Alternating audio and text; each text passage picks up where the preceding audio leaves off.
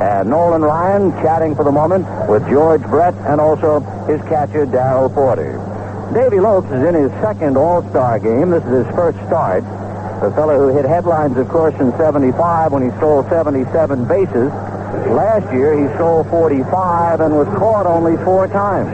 In fact, he set a record for consecutive steals, 38 in a row without being thrown out. And he picked up his first Gold Glove last year. He can explode. The National League has found out that the little second baseman has 20 home runs. In 1974, he hit 3 home runs in 1 game. Nolan Ryan's fastball is swung on and one, and that's an appropriate way to begin the ball game. Noli throwing as hard as he can, and Davy Lopes coming up empty. 0-1 the count. The National League has won 30 of the 48. There was 1 tie back in 1961. But the National League has dominated now for quite a while. The next one is in there for a strike, 0-2. The National League has beaten the American League 7 straight times, 15 out of 16, the only loss in 1971, and 26 of the last 33. Nolan checking, standing slightly offline as he looks in for a sign, and the strike 2 pitch is strike 3 called on the outside corner, and what a way to start it. Nolan Ryan, who comes into this game with 160 strikeouts, and immediately blows down Davy Lopes. 1 away, and now the big left-hand hitting Dave Parker coming up. Perhaps as good an all-around ball player as they have in the National League, and a rather awesome figure. The most valuable player last year, only the 3rd Pirate ever to win that award, Dick Broad and Roberto Clemente. He also won his 2nd straight batting championship. Parker, last year, missed 11 games from a tremendous collision at home plate with catcher John Stearns of New York, and of course now they're teammates here in the All-Star team. Ryan checking, Darrell Porter wigwagging a couple of signs out. The outfield deep and shaded just a tad towards left field. And Parker takes on the inside corner, just under the hands, in the count 0-1. Parker, for quite a while, was wearing a face mask, but he has finally taken it off. The face mask protecting the cheekbone that was shattered in that collision with John Stearns. Ryan into the windup, and Noli strike 1 pitch. Fastball in there again, and he hasn't missed the zone yet. He got Lopes on 3, and he comes right back with 2 bullets to Parker in the count 0-2. So Dave Parker, left-hand hitter waiting at the plate, and Nolan Ryan, having struck out Davy Lopes, much to the delight of this predominantly partisan American League crowd, comes back to the plate outside. Ball 1, 1-2. This is the 2nd All-Star game to be played indoors in 1968. Houston's Astrodome was the host, and the National League won that game 1-0. They are expecting a high-scoring ball game here tonight because of the dimensions of the Kingdome. Now the 1-2 pitch to Parker, swung on and missed, strike 3.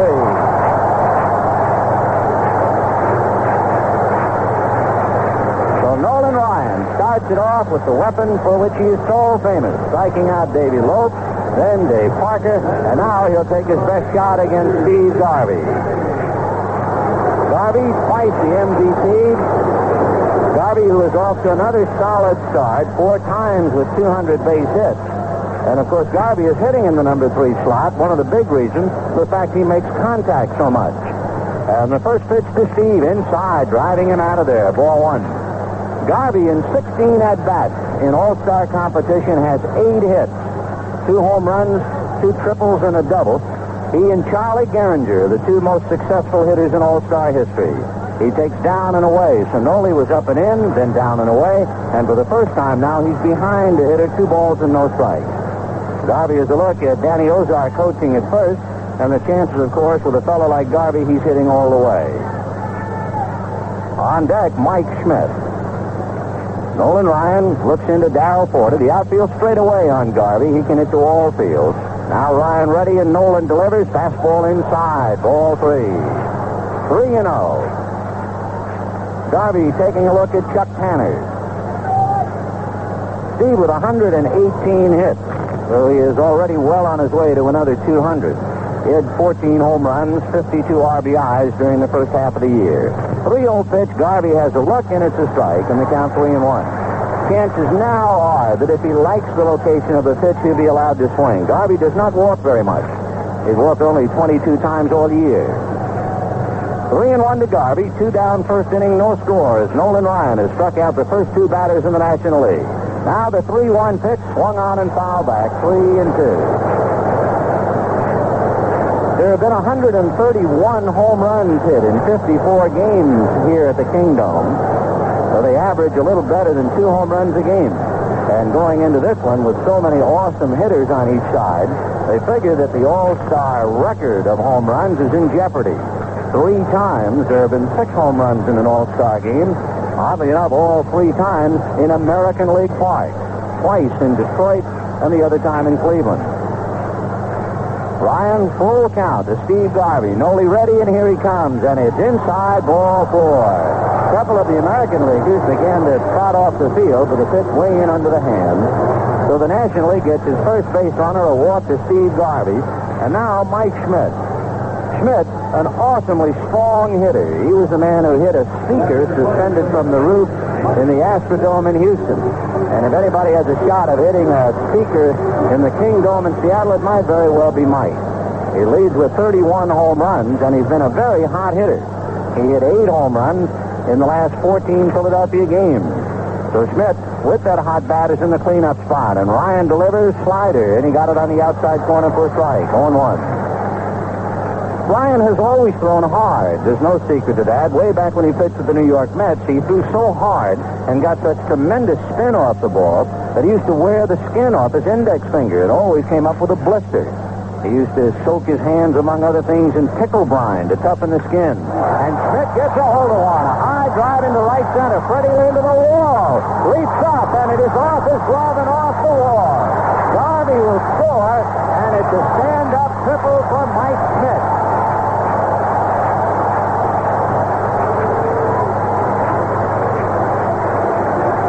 Came very close to hitting the yellow line on top of the right center field wall.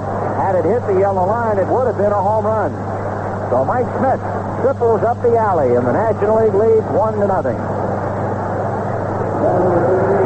One reason Schmidt was put in there was to make contact and hit the long ball.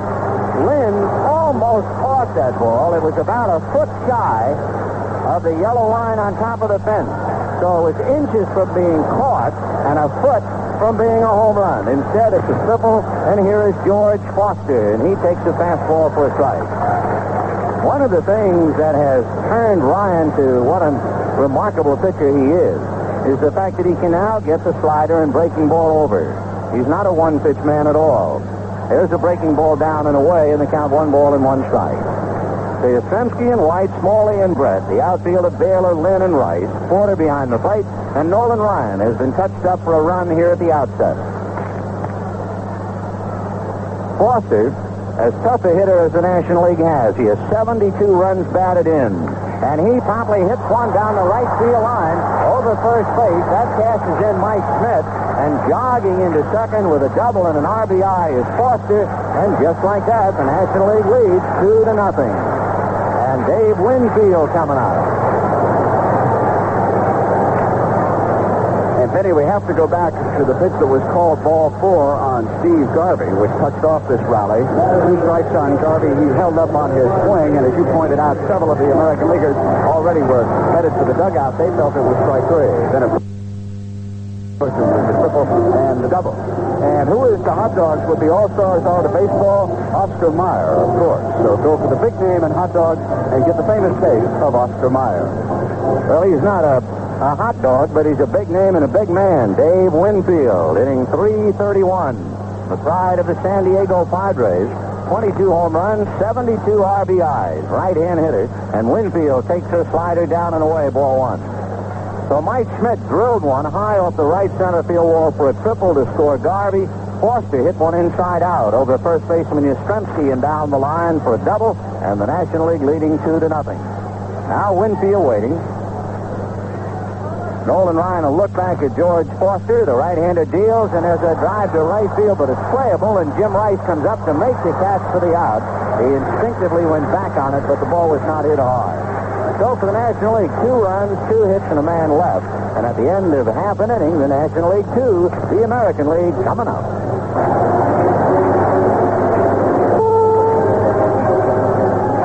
Bottom of the first inning with the National League leading 2-0. And Steve Calden, the big left-hander, will be working on Smalley, Brett, and Bailey. Steve ready over the top with a big breaking ball in the dirt at Smalley's feed, ball one. Calden, 14 years in the big leagues. He allowed 30 home runs last year. That was a league high. You might keep that in mind in this small ballpark. He gets a breaking ball over for a strike, 1-1. 4 times in his career, Calden has won 20 games. He's picked up 2 Cy Young awards. Steve working on Roy Smalley. For a 1-1 pitch on the way, and it's hit on the hands and popped up back at third base. Mike Schmidt and Larry Boa, and it will be Boa bumping into Schmidt, and Larry Boa making the catch for the out. So the shortstop moves behind his teammate Mike Schmidt and takes it away from him. 1 away as Smalley pops it up. Now, as advertised, a young lady was supposedly to come out onto the field, and her name is she is Morgana, and she has elected to kiss George Brett, the third baseman for the American League. The first time we saw Morgana do exactly this was in Atlanta many years ago, and she kissed Clete Boyer of the Atlanta Braves, so maybe she has a thing for third baseman. One night, she decided to kiss a Dodger. She came out onto the field again in Atlanta, and she elected to kiss Wes Parker. And she ran up to kiss him, and Parker backed away, broke into a jog, broke into a run, and ran into center field to make sure he wasn't going to be kissed by Morgana. George Brett just said, come to me and lay it on me, and let's get on with the game. I don't think Morgana's been dieting lately. No, one of the biggest things she can do is sit up. All right, George Brett, the left-hand hitting third baseman of Kansas City at the plate. Calden's curveball is swung on and missed, 0-1. Brett, a solid ball player for Kansas City, comes into the game hitting .319. So 1 away, first inning, 2-0 National League. Calden's next pitch is outside. Brett started his swing, held up. No swing, said third base umpire Billy Williams of the National League. 1-1 the count to Brett. Don Baylor with 85 RBIs on deck. A 1-1 pitch. Good breaking ball for a strike, and the count 1-2. Brett with 9 home runs, 50 runs batted in. Now the 1-2 pitch on the way. George takes low and outside, ball 2. His brother Ken, now a member of the Los Angeles Dodgers. So a couple of things have happened as advertised. Nolan Ryan has already struck out 2. The National League has already scored 2. And the breaking ball is low and away, ball 3. One of the reasons that Calden has been such a terror is not just a fastball, but he has a great confidence in his slider. Here's a 3-2 pitch, and it's a breaking ball low, ball 4. So a 1-out walk to George Brett will bring up Don Baylor.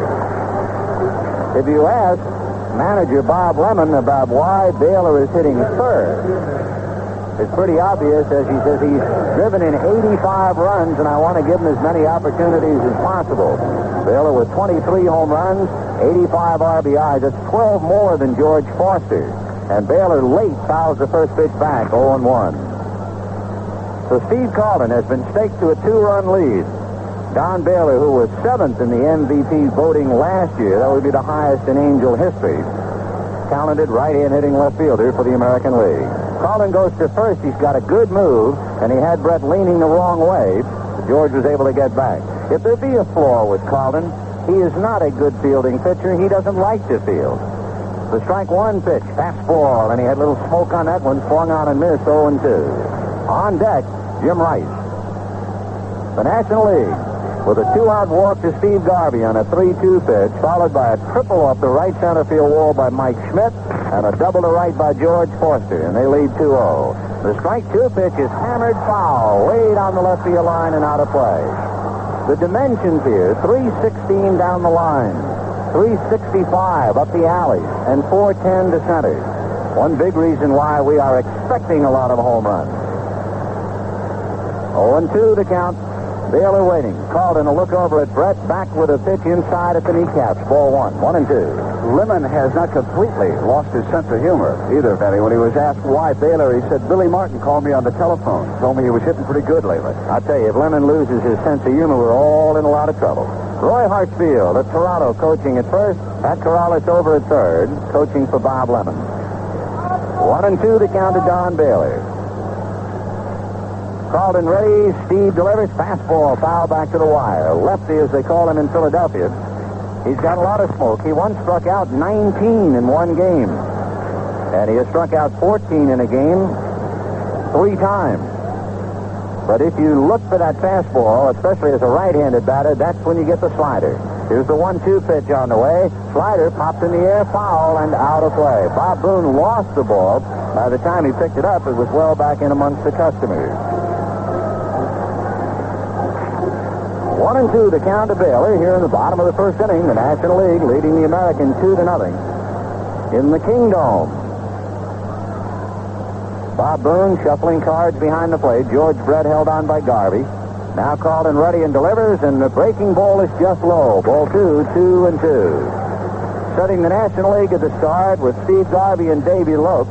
So you have Dodgers on the right, Larry Boa and Mike Schmidt at third, Phillies on the left. The 2-2 pitch on the way, and Baylor hammers that one foul deep in the left field corner. George Foster is in left, Dave Winfield in center, and Dave Parker in right. 2-0 National League, first inning. 2 balls and 2 strikes, the count to Don Baylor. Baylor is not a strikeout hitter. He's done very well in avoiding that, only 30 times this year. The 2-2 pitch is at his feet, ball 3. Now we'll see what Bob Lemon does with 1 out, if he might roll the dice and play a little run and hit. 3-2 the count. We'll watch Brett. He'll give us the tip-off. Called in a look over at George. He goes, and the pitch is a shot inside third by a diving Mike Schmidt, and down in the corner. It pounds away from George Foster. Brett will score. Baylor rounding second and holding as the throw comes into third. And the American League is on the scoreboard. It's National 2, American 1. And Benny, there was a case where George Foster was not familiar with the carom here in the Kingdome because this is an American League park. George charged over to play a short hop, and the ball will ricochet deep into the outfield, which it did, and eluded him, and that, of course, allowed Brett to come on around. One of the things that the National League outfielders have been warned about. A ball's hit off the walls in left center and right center. And here is Jim Rice, and he pops it up. And let's see if Davy Lopes can find it. He backs out into shallow center. Parker is behind him, but Davy makes the play and gets it into Larry Boa. Parker, Winfield, and Lopes were gathering underneath it. The National League has been warned of a couple of things. If you are, for instance, Dave Parker, and a ball is hit off the left center field wall, so that, let's say, Foster and Winfield converge, Parker has been instructed not to be a spectator. If he stands and watches, it's a home run inside the park, because the tricking angles of the walls, and it works from right center as well to keep the left fielder in the game. There are also, they tell us, 2 blind spots. One of them was almost where Lopes caught that. Here is Freddie Lynn. Lynn with 24 home runs, playing with a groin pull. Marvelous hitter from the Boston Red Sox. Called and ready, the 1-0 pitch on the way, moves outside, ball 2. National League 2, American League 1, 2 out in the first inning, and the tying run is Baylor at second base. Called in out of a stretch and at the belt buckle, and the left-hander delivers, and he get it over for a strike. Took a little bit off that pitch that time to drop it in. So the off-speed breaking ball on the count, 2-1 to Fred Lynn. Lopes very deep at second base. He's on the rim. Called in back to his hitter with a fastball fouled away.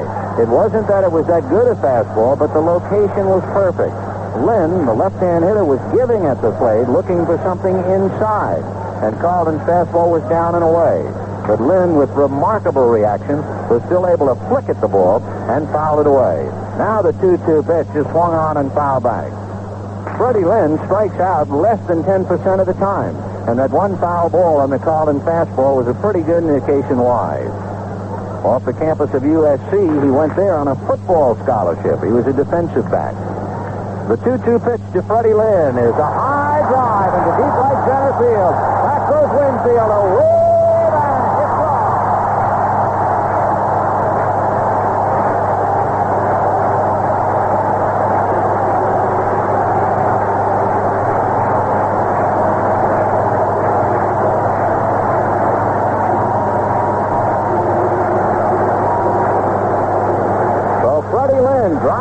deep into right center field for a home run, and the American League is on the boards leading 3-2. As we mentioned, Carlton is a home run pitcher. He led the National League in home runs with 30 last year. And put him in this ballpark, and you expect to see a couple. Saul Yastrzemski takes high and outside, ball one. 1-0 Diaz in his 17th All-Star game. He takes a breaking ball on the outside corner for a strike. 1-1. Yastrzemski has a painful Achilles tendon and playing at first base over Rod Carew. He takes high. Ball two. 2-1. So many things have now come to pass, and we're only in the first inning. The 2-1 pitch high, ball three. Nolan Ryan has struck out a couple. The National League scored twice. The American League has a home run by Freddie Lynn, and the American League leads 3-2. And there's a shot into right center. Winfield going back towards the wall. He's at the track, and the big man makes the catch for the out. So Yastrzemski out to Winfield in deep right center. But for the American League, 3 runs, 2 hits, and nobody left. And at the end of an inning, the American 3 and the National 2. Back at the Kingdome in Seattle with the American League now leading the National 3-2.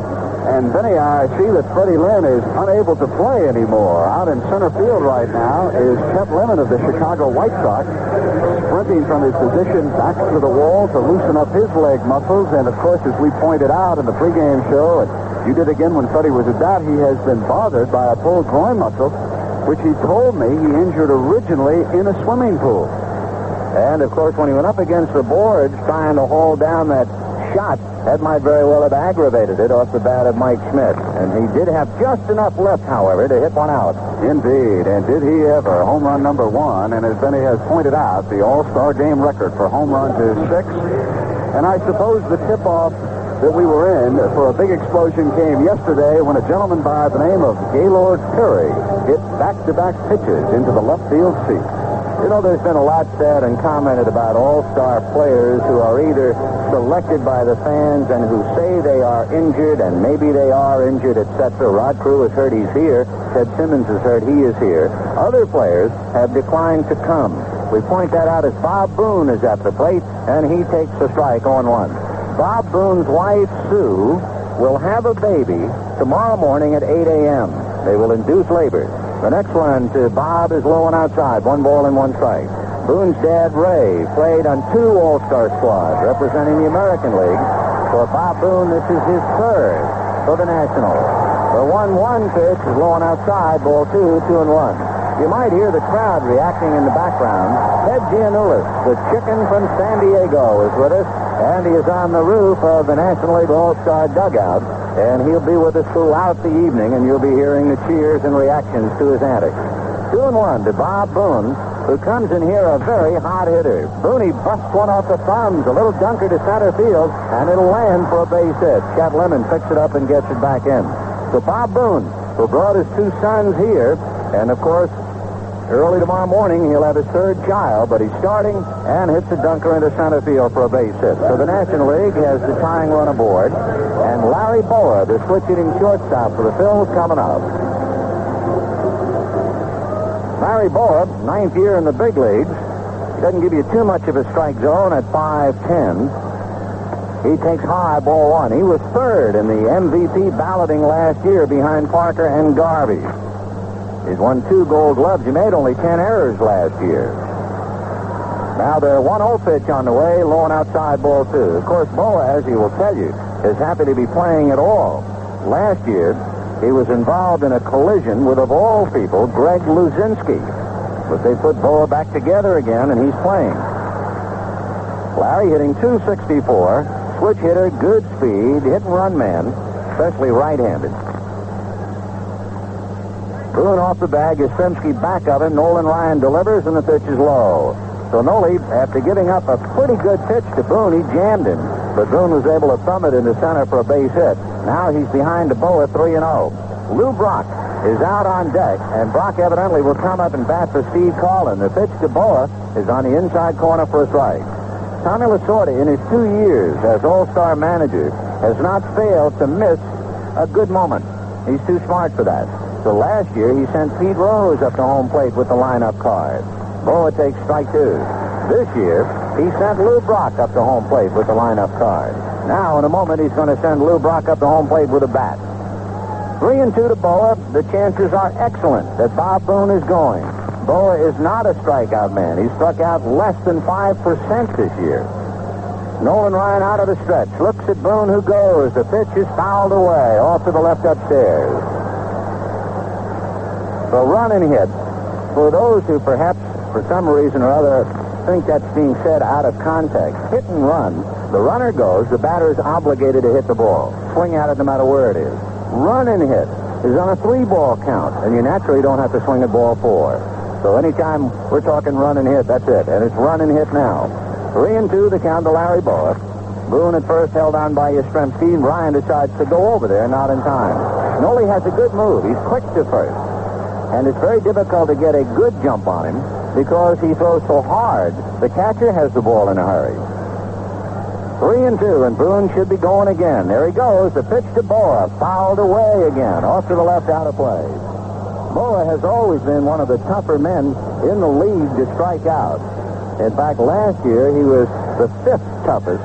He averaged a strikeout about every 17 at-bats, and he's improved on that this year. So this is quite a duel in itself. A strikeout pitcher, Nolan Ryan, against a man who doesn't strike out, Larry Boa. Noli ready, looks at Boone. Bob goes. The pitch to Boa is lifted foul off third.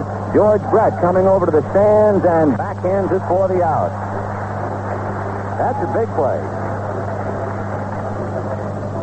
The National League electing to have Boa swing away. And remember, the count went to 3-0, and Ryan still had enough to come back and get him. And now Lou Brock, the venerable Lou Brock, hitting .322 coming up.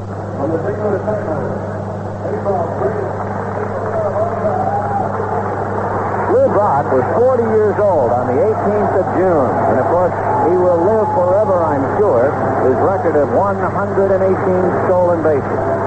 He is second to Stan Musial in Cardinal history.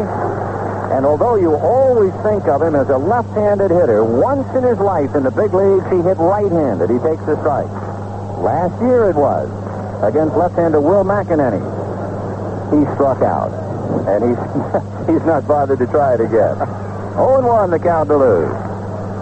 Brock waiting. The strike one pitch on the way. And Lou hits a big chopper over the head of Carl Yastrzemski and down the line.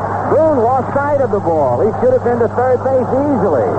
But Bob had no idea where it was, and he stopped at second. Then he made the mistake of looking back to pick the ball up instead of glancing over at third base coach Chuck Tanner, who was waving his arm for Boone to come on down, but he had plenty of time. I think he might have stumbled just a bit at second, Benny. I could see that happening, especially for someone who plays on grass most of the time. But since the Phillies play on AstroTurf, as soon as that ball hit, you knew it was going to kangaroo, and Yastrzemski didn't have a prayer. So Davy Loaf with runners at first and second and 1 out coming up. The American League 3, the National League 2 were in the top of the second. Loaf struck out in the first inning. Ryan ready and delivers, and Davy takes on the outside corner for a strike. George Maloney of the American League in his second All-Star game behind the plate. Wire of the National at first. Brennigan of the American at second. Williams of the National League at third. Cooney of the American League on the left field line. Rennett of the National League on the right. High chopper over the mound. Tough play. No play. And the bases are loaded. Ryan could not get it, and by the time Paulie came in, Davy Lopes was down the line with an infield single. And so the National League gets a big break, and they have loaded the bases with 1 out, and Dave Parker coming up. So we've had 2 AstroTurf hoppers. One, the bouncer over Yastrzemski's head, and now this one over the mound. And after striking out the first 2 National League All-Stars, Nolan Ryan now has pitched 8 men, and he has not struck out any of them. And here's Parker, whom he did get in the first inning. And now with the bases loaded, 1 out, top of the second. The American League bullpen has Ron Guidry loosening up, and Nolan Ryan working on Parker. The infield is back in double play depth. 3-2 American, top of the second inning. Ryan can go back to his windup if he so desires, and that's the way he goes. Noli delivers, fastball, swung on and missed, and at least to that pitch, we reduce this game to its fundamentals. Ryan winding up and throwing as hard as he can, and Parker swinging from the heels as hard as he can. Dave hitting .297, He has 16 home runs, 54 runs batted in during the regular season. Big left-hand hitter. Closed stand. The strike one pitch on the way. Low and inside. 1 ball and 1 strike. For Dave Parker, he is an awesome sight at 6'5", 230 pounds. 1 ball and 1 strike to Parker. Nolan Ryan trying to fight his way out of a jam with 1 away. Noli's 1-1 pitch on the way. Off speed and a fly ball to shallow center. Lemon then suddenly goes back as the ball carries a little more. Tagging up to score is Boone. Holding at second is Brock, and the ball game is all even. Parker is so strong, he didn't hit the ball hard at all, and Lemon instinctively came in. And suddenly the ball carried, and Chet had to jam on the brakes on the rug and go back to get it. So Parker gets the National League even with a scoring fly ball to center. So 3-3, and with runners at first and second and 2 down, here is Steve Garvey. Garvey walked in the first inning, so he is still hitting .500 in All-Star competition. He's not only hitting behind Parker, he was second to Parker in the MVP award last year. So Garvey with 2 on and 2 down. Lou Brock at second, Davy Lopes at first. Couple of rabbits out there. Ryan ready, delivers, fastball fouled away, off to the right and out of play. 0-1. The estimated crowd for the game today would be above 58,000, which of course will not be close to any record. But nevertheless, it is a marvelous turnout here in the first All-Star game in Seattle. 0-1 the count to Steve Garvey. A tip of the cap and a low bow from the waist to the captains of the 2 teams. For the American League, the irrepressible Lefty Gomez. And for the National League, the great left-hander Carl Hubble. Hubble, of course, one of the great moments in all of baseball history, when he struck out Ruth, Gehrig, Fox, Simmons, and Cronin. Gave up a base hit to Dickey, and then, to the surprise of everyone, gave up a base hit to Lefty Gomez. The strike one pitch is popped in the air, foul off first. Yastrzemski coming over, settling under it now, and Yaz one-hands it almost casually, and that'll end the inning. For the National League, 1 run, 3 hits, and a scoring fly ball. And at the end of an inning and a half, the National League 3, the American League 3. One of the surprise stories this year in Major League Baseball, the rise of the Houston Astros in the National League West. They come into this All-Star game leading that division 5.5 lengths ahead of the Cincinnati Reds. And one of the reasons why is on the mound right now, a right-handed pitcher by the name of Joaquin Andahar. This is his second selection to the National League All-Stars, but the first time that he will see any action. And, of course, last year he was plagued by injuries, and that slowed him up. But he comes in here with an outstanding earned run average of 2.64. He has been in 29 games. For Bill Burton, winning 11 and losing 5. He is second as far as victories are concerned to an All-Star teammate, Joe Niekro, also of Houston. And Vinny, I believe we have a change in the outfield, too. Yep, it's Gary Matthews down in left field for George Forster. A little surprising that Forster, who was threw up second when the National League comes to bat in the 3rd inning, is out of there. But Lasorda going to the bench as Gary Matthews in, along with Joaquin Andújar. Andújar, marvelous body control. He is quick as a cat. He has a good fastball and a slider. He has a great move to first base. He is so quick. He is a very good fielder. In fact, you might just as well say he is an outstanding athlete.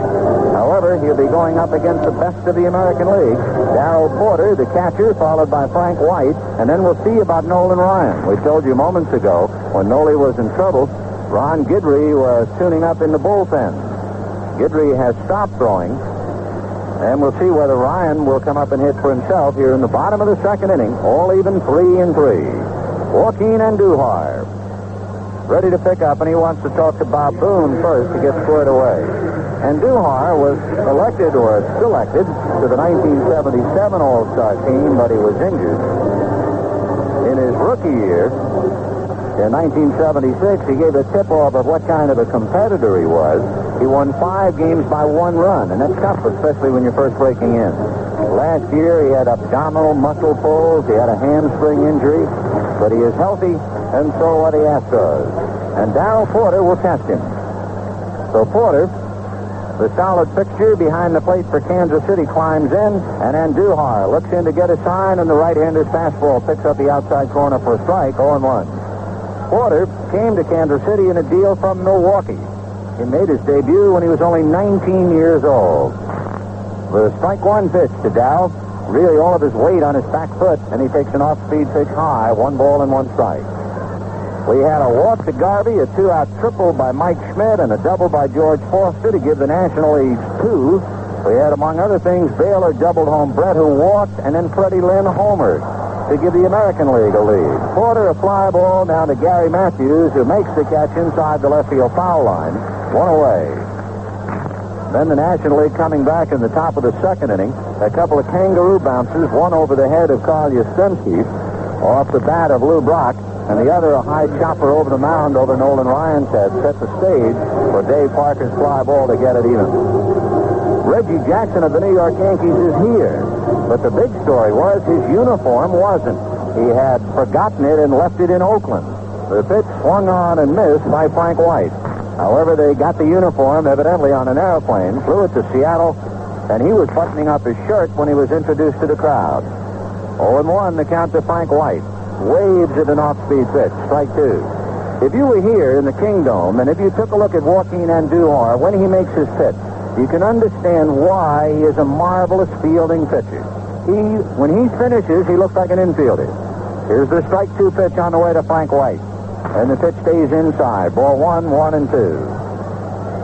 White, the National League the American League All-Star second baseman last year, which brings up a point about the American League. For the 5th consecutive year, they've had a different double play combination start the All-Star game. So there are no fixtures around the bag in the American League. 1-2 the count to Gold Glove Frank White. A check swing foul off first base, and Garvey comes over, loses his cap, and makes the catch for the out. So Frank White pops it up, 2 down, and now let's see about Nolan Ryan. And Ryan will not come up.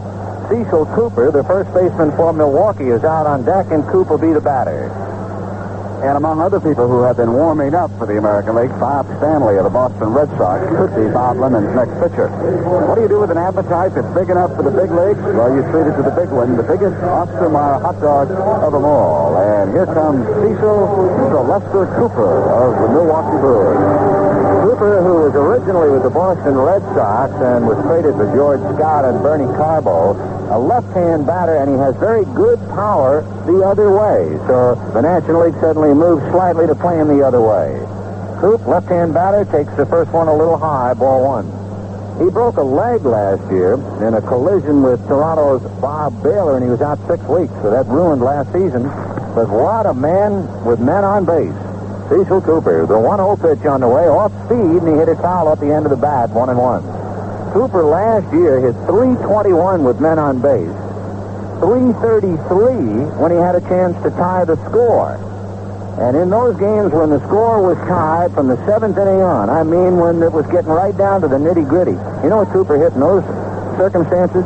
.462. So here he is in the All-Star team, and the 1-1 off-speed pitch is outside. Ball 2, 2-1. So Andujar trying to change up on him, and he's fallen behind 2 balls and 1 strike.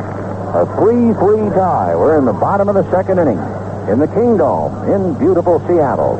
Now the 2-1 pitch, low and away, ball 3. 3-1. Joaquin Andujar. He's an even 680-pounder from the Dominican Republic, only 26 years old. One of the big reasons, along with Joe Niekro, why the Astros have surprised quite a few people. Here's a 3-1 pitch to Cooper. Jammed him, and it's fouled off to the left out of play. And Duhar, after throwing a lot of off-speed, finally came to Cooper inside at the letters with a fastball, and Cooper didn't get around on it.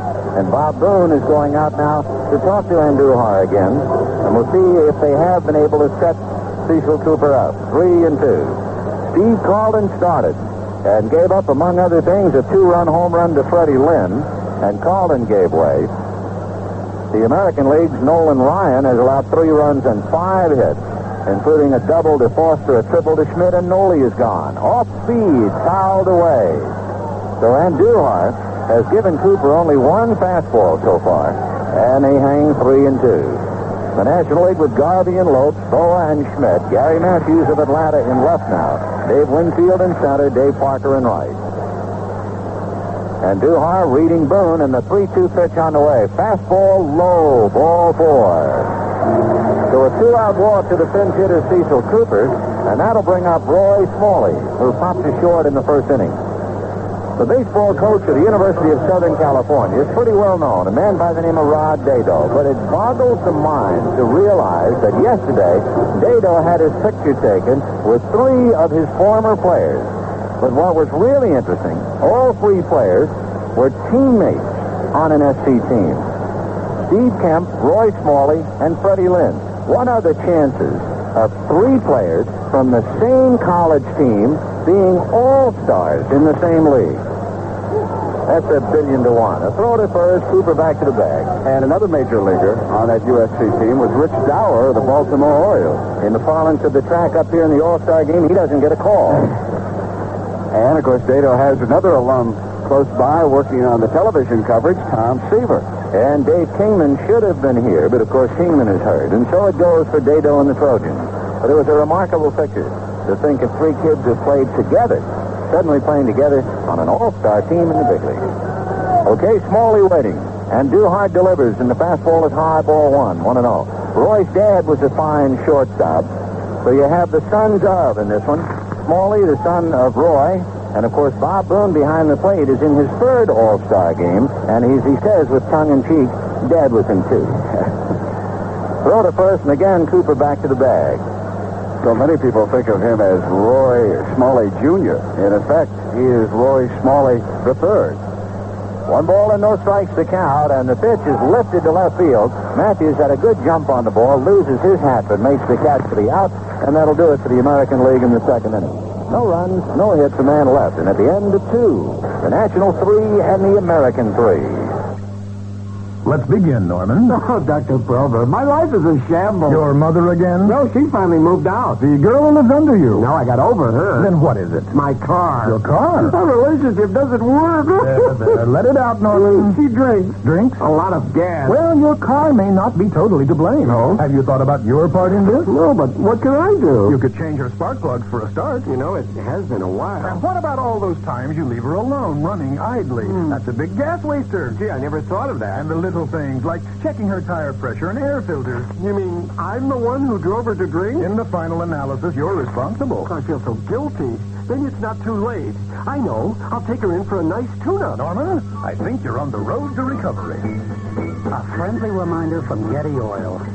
If everybody saved just 1 gallon of gasoline per week per car, we could reduce foreign oil imports by 13%. Getty would like to see us all get more miles for our money. Ready to start the 3rd inning here inside the Kingdome in Seattle, Washington. The National League 3, the American League 3. Outside in Seattle, is it raining, you ask? And no, it is not. It has been absolutely gorgeous here the last couple of days. Temperatures around 91 degrees, and a handful of citizens coming up to me before the game saying, Brent, don't you dare tell anyone that it is not raining in Seattle. They want to keep the great Northwest all to themselves up here, Benny. Well, it also brings to mind the president, of course, in saving energy, has asked all non-residential buildings to keep the thermostat no lower than 78. Now, here in the Kingdome, the temperature stays somewhere between 68 and 72 degrees. So the first question was, with over 59,000 or thereabouts in the building, would they have to keep the thermostat at 78 or higher? The answer is no. Things are the same as usual. Among other things, the air conditioning system is so sophisticated here that should it go to the required 78, the computers that control this vast edifice would suddenly go out of whack. It would then become unhelpful for the large audience. And so here inside, in the great indoors of the Pacific Northwest, it couldn't be nicer. Leading off is Mike Schmidt against Bob Stanley, and the pitch over for a strike. Stanley is a power pitcher, fastball, sinker, and slider. Bob looks in to get a sign. Mike Schmidt, who had that triple high off the boards in the first inning, fouls it away. And the count 1 ball and 1 strike. Mike Stanley figures to be a power pitcher at 6'4", 205-pounder. Mike Schmidt tripled home Garvey, who had walked in the first inning. A ball that went for a triple, was almost a home run, and it was also almost caught by Fred Lynn. Stanley into the windup, and the 1-1 fastball is outside, and he came a little bit by way of third base. Old Roy Campanella used to say when they come that way, he would give you the jelly leg. It's tough to keep that left leg firm. And Stanley was testing Mike Schmidt. The 2-1 pitch on the way. Fastball and a good sinker swung on and missed. 2-2. What makes it great for Stanley to be big and strong and throw hard, he is also a control pitcher. He averages just about 2 walks a game. He can start. He's also a long reliever. The 2-2 pitch is down and away. Ball 3. 3-2. So Robert William Stanley, out of Maine, picking up for Nolan Ryan, who went 2 innings and gave up 3 runs and 5 hits, 1 walk and 2 strikeouts. The 3-2 pitch is driven up the alley to right center field for a base hit. Racing over to cut it off is Chet Lemon. Rice could not come up with it, and by that time, Schmidt is into second base with a double. Boy, that thing hit the rug and took off all the way to the wall. So Mike Schmidt follows the triple with a double. For the American League, they've had 2 extra base hits, both of their hits, a double by Baylor and a home run by Freddie Lynn. The National League now has 2 doubles and a triple to go with their 6 hits. And here's Gary Matthews. Gary Matthews, 3 times an All-Star. He had a shoulder injury last year. He grounds one to the right side. Yastrzemski's going to go to third. Not in time, but what a play. Mike Schmidt just able to beat Yastrzemski's play. Gary Matthews on a fielder's choice. Carl didn't hesitate, Benny. When he fielded that ball, he knew he was going to third base all the way, but Mike Schmidt got an excellent jump away from second base. Mike is a very good athlete and is very quick. Had there been any moment of hesitation on Mike Schmidt's part, and Yastrzemski would have gotten him. But instead, the gamble fails, and the National League now with first and third and nobody out, and Dave Winfield to hit a fly ball to right field coming up. So Stanley is in a jam.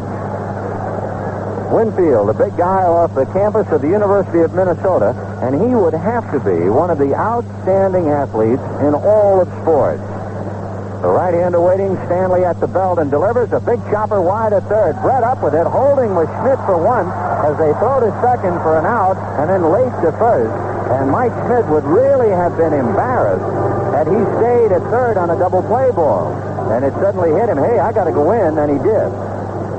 So the American League, missing the double play, will only get the 5-4 from Brett down to second baseman Frank White. The run is over to make it 4-3 National League, and the batter is Bob Boone. So Boone, who singled to center in the second inning and eventually came around to score a run, trying to move Winfield. We were alluding before about what an athlete Winfield is. Stanley has a look at him, now comes to the hitter and works it in there for a strike. When Winfield graduated from the University of Minnesota, he was drafted by 3 professional teams. For football, the Minnesota Vikings, Atlanta of the NBA, and San Diego in the big leagues of baseball. Throw to first in a quick move, but not in time. Winfield back to the bag. And just where he's standing down there at first base is where one of the goals sits when they set this arena for basketball in the world champion Seattle Supersonics. And when I come here, I think of left-hander Jim Zorn and one of the big upsets for Seattle last year when they knocked off Minnesota. What a day that was. 0-1 the count to Bob Boone. Winfield off the bag, and the pitch to Boone is low. It gets away from Porter, but not far enough for Winfield to gamble and try to go. Winfield has stolen 5 bases, but he's been caught 5 times. Stanley with a good move to first, so he figures to tie him up.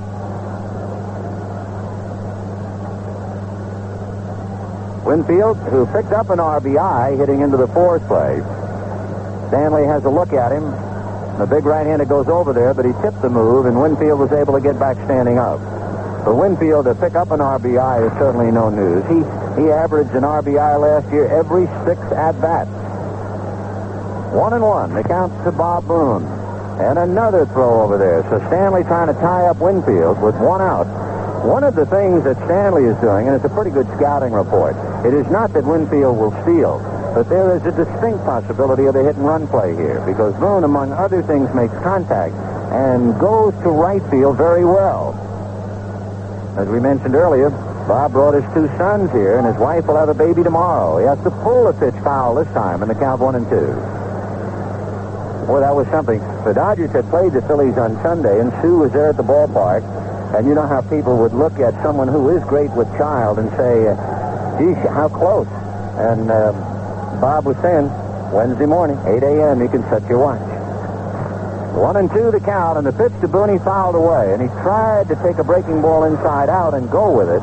Fouled it off. But, of course, with 2 strikes, all he can do now is try to make contact. But he has another look at Chuck Tanner coaching at third to see if the hit-and-run play might still be in the works.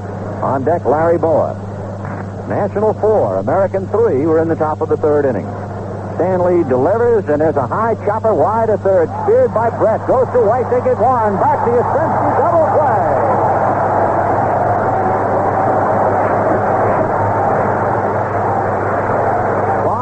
By George Brett to spear the ball on the dead run and turn it into 2 as Frank White, the middleman, was able to hurdle the sliding Winfield and double up Boone at first. 1 run, 1 hit, nobody left, and at the end of 2 1/2, the National 4 and the American 3. Bottom of the 3rd inning, coming up in this All-Star game with the National League. Ahead of the American 4-3, the National League now has scored in each of the first 3 innings. The American League exploding for all 3 of its runs in the bottom of the 1st inning. Watching Gary Matthews of the Atlanta Braves out in left field here tonight in Seattle reminds us to send along our congratulations to WRNG, Ring Radio down in Atlanta. They're now permitted to provide nighttime service to listeners in and around that exciting city. And best wishes to General Manager Harry Davey and his staff. Recently, Vinny, I had a chance to watch Atlanta in Dodger Stadium against the Dodgers, and even though the Braves are about 13 and a half games out right now and back down in the 5th place, I saw some outstanding young talent. And if they can get some other good pitchers, they're going to be a challenger in another few years. Oh, you're absolutely right. One thing about Atlanta, of course, as soon as Dale Murphy comes back and takes over his first base so that Bob Horner can go back to third where he normally belongs, Atlanta's going to be tougher and for a lot of runs. But right now the question is, will the American League score enough runs to get even? It's 4-3 National. George Brett, Don Baylor, and Jim Rice against right-hander Joaquin Andujar. George Brett, 4th All-Star game. Last year he had a severely bruised left shoulder and a bone chip in the right thumb to plague him. He takes low ball 1. 1 tip off on the kind of competitor George Brett is. Last year in the championship series against the Yankees, he hit .389 in 4 games, including 3 home runs against Catfish Hunter. Ground ball wide to first to Garvey. He waves Andujar away and beats Brett to the bag. So Brett rolling to Garvey, 1 away here in the 3rd inning. The National 4, the American 3. If you've joined us a little late, there has been only 1 home run so far. That was the home run by Freddie Lynn, hit in the 1st inning with Don Baylor aboard against Steve Calden. The National League 4 runs, 6 hits, and the American League 3 runs on 2 hits. Now here is Baylor. He doubled inside third down the line to pick up Brett, who had walked in the 1st inning. Andujar ready and delivers fastball, and he got it in there for a strike, 0-1. The official scorers for the 50th All-Star game. J.P. Surrault from Montreal, Dick Dozier from Chicago, Mike Kenyon from Seattle. And Duhar getting things just right out there on the mound, so timeout for the moment. Joaquin looks in to get a sign from Bob Boone. Now the right-hander into the windup, and the strike 1 pitch, the chopper wide to third and flagged by Mike Schmidt and on out into left field. So Baylor is 2 for 2 with a double and now a single. And with 1 out, Jim Rice coming up. Rice popped out to Davy Lopes in the 1st inning. You might have read a quote from Jim about the fact that his eyesight has been bothering him. He wears contact lenses. He has an astigmatism, and evidently his eyes have changed slightly, so perhaps he will need a correction. So when this All-Star game is history, Jim will go back to Boston and have his eyes checked, because he says he has a little bit of trouble pitching the ball up in the outfield especially. So Rice at the plate, Baylor at first, 1 away in the 3rd inning. 4-3 National League, and Andujar was so quick. We'll keep an eye out on Baylor. Baylor has stolen 12 this year, but he's been caught 9 times. Another throw, and he gets back under Garvey's tag.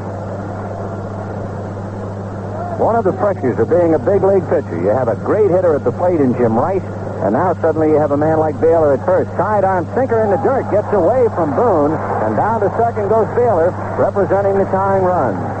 It'll be a wild pitch. So Baylor wild pitch to second by Joaquin and Duhar. The bottom dropped out of the ball. Boone trying to shovel it out in front of the plate, but it kicked off to the right. By the time he ran it down, Baylor into second base easily. 1 ball and no strikes to count to Jim Rice. And Duhar will slow the pace down for the moment. Take his time trying to rub a wrinkle in a new ball. When Rice was in high school, he won 10 letters in football, baseball, and basketball. He's another marvelous athlete. 1978 MVP. The pitch to Jim, a big bounce to the short. Boa has no play at third, so he swings it over to Garvey for the out. So Baylor moves over a notch to third. The tying run is now 90 feet away. And with 2 down, Chet Lemon coming up. And, Benny, what's one of the favorite teams of all time? How about the great team of Oscar Mayer hot dogs? Sizzling hot with famous flavor. Get the taste of Oscar Mayer. I guess nothing goes with baseball quite like a good hot dog, does it? I hear you. Now, how about a lemon? A lemon by the name of Chet, who was a third baseman for Oakland and converted to the outfield from Chicago because of his speed and arm, and an off-speed pitch hits him right on the letters. And so Chet Lemon is hit by a change and pots to first. Well, you've got to be nailed. That's the one to get you. A change-up. So Carl Yastrzemski will be coming up with first and third and 2 out. And for Joaquin and Duhar, a big mistake. He hits a right-hand batter, and now he has to look at Yaz. In his 17th All-Star game, Yastrzemski now with a chance to hurt.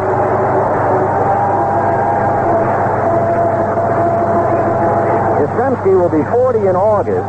Lou Brock was 40 in June. Yastrzemski, the left-hand hitter waiting, and Duhar's first pitch is low, ball 1. Yastrzemski this year has 86 hits, which by some rapid calculations, he needs 45 more hits for 3,000 in his magnificent career. Off the campus of Notre Dame as a shortstop, Yaz takes a strike in the count 1-1. Actually, Yastrzemski has the most longevity with Boston as a homegrown product. Remember, Ted Williams came to Boston in a trade. So there has never been a Red Socker like Yaz. The 1-1 pitch on the way. Carl swings a big bouncer over the mound, over second, into center field. Baylor scores. Lemon will fold at second base, and we've got a brand new ball game, 4-4. And of course, Duhar has made the mistake of the inning when he hit Chet Lemon.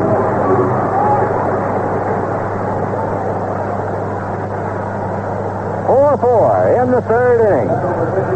Danny Kaye dropping by the booth. The pride of UNICEF and around the world, and in this International Year of the Child, when Danny was asked to throw out the first ball, appropriately enough because of his financial interest with the Mariners, Danny and a host of youngsters were on the mound, and they literally bombarded Darrell Porter, who's coming up to the plate right now. It was a marvelous touch, and it figured. Darrell takes the first pitch on the outside corner for a strike, 0-1. So Carl Yastrzemski delivers, and what else is new? 4-4 in the third inning. Darrell Porter flied to left in the second inning. That was against Steve Calden. And Duhar working a fastball outside. On deck is Frank White. The National League 4 runs 6 hits. The American League 4 runs 4 hits. Mike Lacoste, the string bean right-hander out of Cincinnati, begins to throw in the National League bullpen. The 1-1 fastball is low, ball 2, and Duhar is struggling. After Brett grounded out, Baylor single to left with wild pitch to second. Rice then hit a ground ball to shortstop. So, of course, the wild pitch was a key to the inning. Then Lemon, a right-hand batter, was hit by a pitch. That was the second mistake by Andujar. The third, he had a pitch to Yastrzemski. And Yastrzemski singled up the middle to get the ball game even.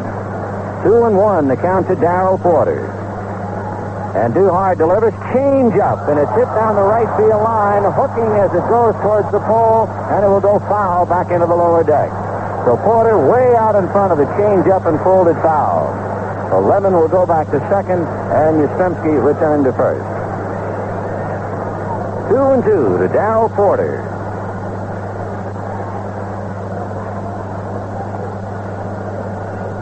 The National League led 2-0. The American League led 3-2. The National League led 4-3. So this is a spectator's game indeed, 4-4. If I remember correctly, and it's no knock on the Astrodome in Houston, but the other All-Star game indoors was very dull. The pitch inside, it was not only 1-0. The only run scored while a double play was in progress. That's not exactly spine-tingling. As I recall, Benny, it was Hank Aaron who hit into the double play, and I can still see Willie Mays scoring, looking back over his shoulder as the double play was completed. Which is the best thing. You got two Hall of Famers accounting for the only run. The 3-2 pitch, run is going, and a change is hit down the right field line. Foul, out of play. So Andujar's change hurt him when he hit Lemon, but so far he has not fooled Porter. When Carlton was pitching and then when Andujar pitched in the second inning, Porter appeared to be the kind of a fellow who was fighting a fastball. He appeared to have all of his weight on his back foot, waiting to sit on the fastball, as they say, and he was still late and hit a fly ball to left field. But this second time around, Andujar is throwing him off speed pitches. And the count 3-2, and Danny Ozark is looking down to see if Lacrosse is ready. So Andujar is not sharp. The runners go, and the fastball is hit late wide at third. Schmidt has it. Has to go to first in the dirt. Hardy can't dig it out. Lemon scores. Yastrzemski to third, and it's 5-4 American League. So when you see Darrell Porter late again on the fastball, you wonder why in the world Andujar was throwing him change-ups anyway. And then Mike Schmidt throws it away into the dirt. And the American League, capitalizing on a couple of bad pitches here in the third inning, have taken a 5-4 lead. So Mike Schmidt will draw the error. Lemon hustling to score. Normally, Steve Garvey is extremely reliable on a ball thrown down in the dirt. With the Los Angeles Dodgers infield, time after time, he'll go down on that low throw. I thought that Schmidt hurried just a bit because he had a moment's trouble getting the ball out of the glove. Frank White hits one down to Smitty. He stays with it and goes close to the fourth play, and that's it. But the American League, on a couple of bad pitches, a hit batter, and an error by Mike Schmidt, have taken a lead. They pick up 2 runs on 2 hits and the error. And at the end of 3, the American League 5 and the National League 4. Then he mentioned that Danny Kaye had dropped by our booth. Danny, so nice to see you. And this has to do wonders for baseball in the Northwest. Well, it does wonders for me to begin with. You know, when you think back that I was about 5 or 6 years old and used to sit in the bleachers in Ebbets Field, hoping that someday I could play high school baseball and wind up being an owner of a baseball club, it can only happen in this country of ours, you see. Indeed, and I know the Mariners have picked up the last couple of weeks. Yes, they I have. think attendance, too. Only by playing the Yankees. What'd you get, 9 runs on them? Do you know that in 3 years the Yankees are 3-14 in this ballpark? They should really beat the heck out of us here, shouldn't they? Indeed, they should. Danny, I won't ask you what you are against Baltimore. What? Baltimore. In Baltimore? Well, you're a nasty man, you know that? You know that we haven't beaten them in 3 years in Baltimore, not once? Danny, thank you so much for being with us, and good luck. Thank you very much. I'm delighted we could all be here, and I hope in relatively few years we can have a competitive ball club. I'm sure you will. Danny, how many children were out on the mound with you, approximately? 52. 52. Marvelous. Wasn't that a funny sight? It was gorgeous. Go ahead. Larry Boy hits a line drive right at Roy Smalley. First pitch from Bob Stanley, 1 away here in the 4th inning, with the American League leading the National in a delightful seesaw battle, 5-4. Now, with 1 away, Jack Clark will be coming up to hit. The fine right fielder of the San Francisco Giants will bat for Andujar, who was shaky to say the least. And Jack Clark will bat for him. Hitting .270 for the Giants, 18 home runs, 62 RBIs. And he hits one off the hands wide at first to Yastrzemski, who shovels underhand to Stanley coming over, and just like that, we have 2 down. Benny, the word from the clubhouse is that we had 2 groin problems, and that's the reason why both Fred Lynn and George Foster left the game. Foster said he aggravated an injury that he sustained back in June. The trainer had worked on it, felt pretty good before the game, but when he got his double, it started to tighten up, and then when he had to make the play in left field, he said, I just knew I had to leave the game. And you were right as far as Lynn was concerned. It was when he went back to the wall on that drive. It was Mike Schmidt's hit, and he said did not want to take any more chances here tonight. Well, there's one thing. If you have a bad leg, it's going to be aggravated on AstroTurf, that's for sure. It's no knock on the product. It's just a statement of fact. Davy Lopes takes the pitch in the dirt all the way to the backstop, ball 1. Lopes struck out and then outlegged a high hopper over the mound against Nolan Ryan in the second inning. Davy backs off and a pitch inside, ball 2. 2-0, the count to Davy Lopes. Let's pause 5 seconds for stations to identify themselves on the CBS radio network. WCBS, New York. And the 2-0 pitch from Bob Stanley is in there for a strike, and the count 2-1. Steve Rogers warming up in the National League bullpen, and Rogers will pick up for Andujar in the bottom of the 4th inning. The next one to Davy Lopes over for a strike, and the count 2-2. 5-4 American League. 5 runs, 4 hits. The National League, 4 runs, 6 hits, and 1 error. Big Bob Stanley's fastball is inside, and Lopes had to get out of there in a hurry. Ball 3. And, of course, Stanley wants Lopes. He'd just as soon not look at Parker, a left-hand power hitter coming up. Lopes with a full count and 2 down. Stanley ready. Big guy delivers, and there's a ground ball wide of third into the hole. Smalley sets for the throw, and with a good arm, shoots him down. And for the first time, for either side, a side is retired in order. And at the end of 3.5 innings, the American League 5, the National League 4, is not an intimidating pitcher, but he is always around the plate. And here's a fella hitting now, Steve Kemp. And he takes a rip at the first pitch, and down he goes, 0-1. So Stanley gives way to Steve Kemp. 5-4 American League, bottom of the 4th inning. Kemp, one of the 3 we talked about off the campus of USC, and he takes an off-speed pitch outside. Steve Kemp, a very aggressive hitter. He has a marvelous eye for the strike zone. He had 97 walks last year. He swings and doesn't get it, 1 and 2. He dropped out of SC after his junior year to be eligible for the draft, and Detroit obliged him. When he was in college at SC, and there have been so many outstanding players there, he set a school record. He hit .435, and then Detroit picked him up. The 1-2 pitch, line drive right at Davy Lopes, and that'll do it to Steve Kemp. So Kemp hits a bullet at Lopes, 1 away. We've had 4 pinch hitters in the All-Star game. Cooper walked, Brock singled, Clark grounded out, and now Kemp lines out. And with 1 away, the batter is Roy Smalley. We're talking about Steve Rogers not being intimidating. He's not a knockdown pitcher. He's a slider sinker ball pitcher with good control. He's in on the knuckles for 1-0. Usually he'll keep his ball away from a right-handed batter. They throw a pretty good sinking fastball, and he also cut it a little bit. Fastball is swung on and missed, 1-1. If the American League gets some people on base against him, he does not have a particularly good move. So Steve Rogers looks in to get a sign. 1 ball and 1 strike to count to Roy Smalley, who was 0 for 2. The 1-1 pitch is waved out and missed, 1-2. Smalley is topped to short and flied to left.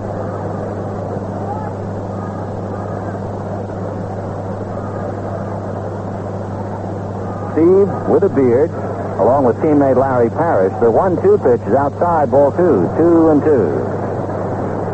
Remember that movie, Jeremiah Johnson and Robert Redford, where both Steve Rogers and Larry Parrish look like they must hold up somewhere in the frozen wastes off season. The 2-2 pitch, Smalley lifts it foul back a third and down the line. Mike Schmidt angling over. Behind him is Matthews and Boa, and Mike Schmidt makes the catch for the out. That error by Mike Schmidt, which is now a key to give the American League a lead, is really pointed up when you realize 3 times in a row now he's won the Gold Glove at third base. So he just doesn't throw them away. Here's another fellow who doesn't miss George Brett. Brett walked and scored a run in the first inning, grounded out in the third. And George has played very well down at third base tonight. Of course, he's familiar with that artificial turf in Kansas City. George, left-hand batter and waiting. Steve Rogers checking with Bob Boone. Steve, without a windup, turns, delivers, and the fastball is hit on the ground to Boa, who short hops it. He was caught in between hops and throws him out. So suddenly they found out how to do it. The American League retired the National League in order, and now for the first time the National League retires the American League in order. And at the end of 4, American 5, National 4. Again, Biggity Dog, we've got a good all-star game going here in Seattle tonight underneath the roof. 5-4 right now. The American League, which has won only one game during this decade. That one, of course, was back in Tiger Stadium in Detroit. Remember that mammoth home run Reggie Jackson struck that night? That's the one that hit the transformer up on top of the light. I think Reggie took one step, stopped, and admired it as it sailed into downtown Motor City territory. And it was clearly a home run. And with that, we'll introduce Mark Clear, the new pitcher for the American League, just coming out of the bullpen. Mark Allen Clear with the Angels. Big kid, 6'4", 200-pounder, formerly in the Philadelphia Phillies organization. Sinker and a big slider. In fact, and the modern-day ball player splits it. You talk about a slider, which is usually a quick break as opposed to a curve. Well, he has a big break on his slider. The pitch to Parker fouled away. So they split the difference, and they call it a slurve. So Mark Clear, with his sinker and a slurve, he has a pretty tricky delivery. And the first time you see him, a little bit tough to pick up the ball.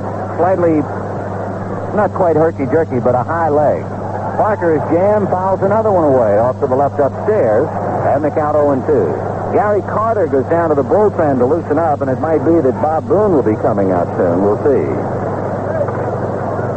0-2 the count to Dave Parker. He struck out, had a scoring fly ball in the second inning. Clear ready, Mark delivers, slider just outside. Boy, that was a tough pitch to take. 1-2 the count. George Maloney of the American League calling balls and strikes.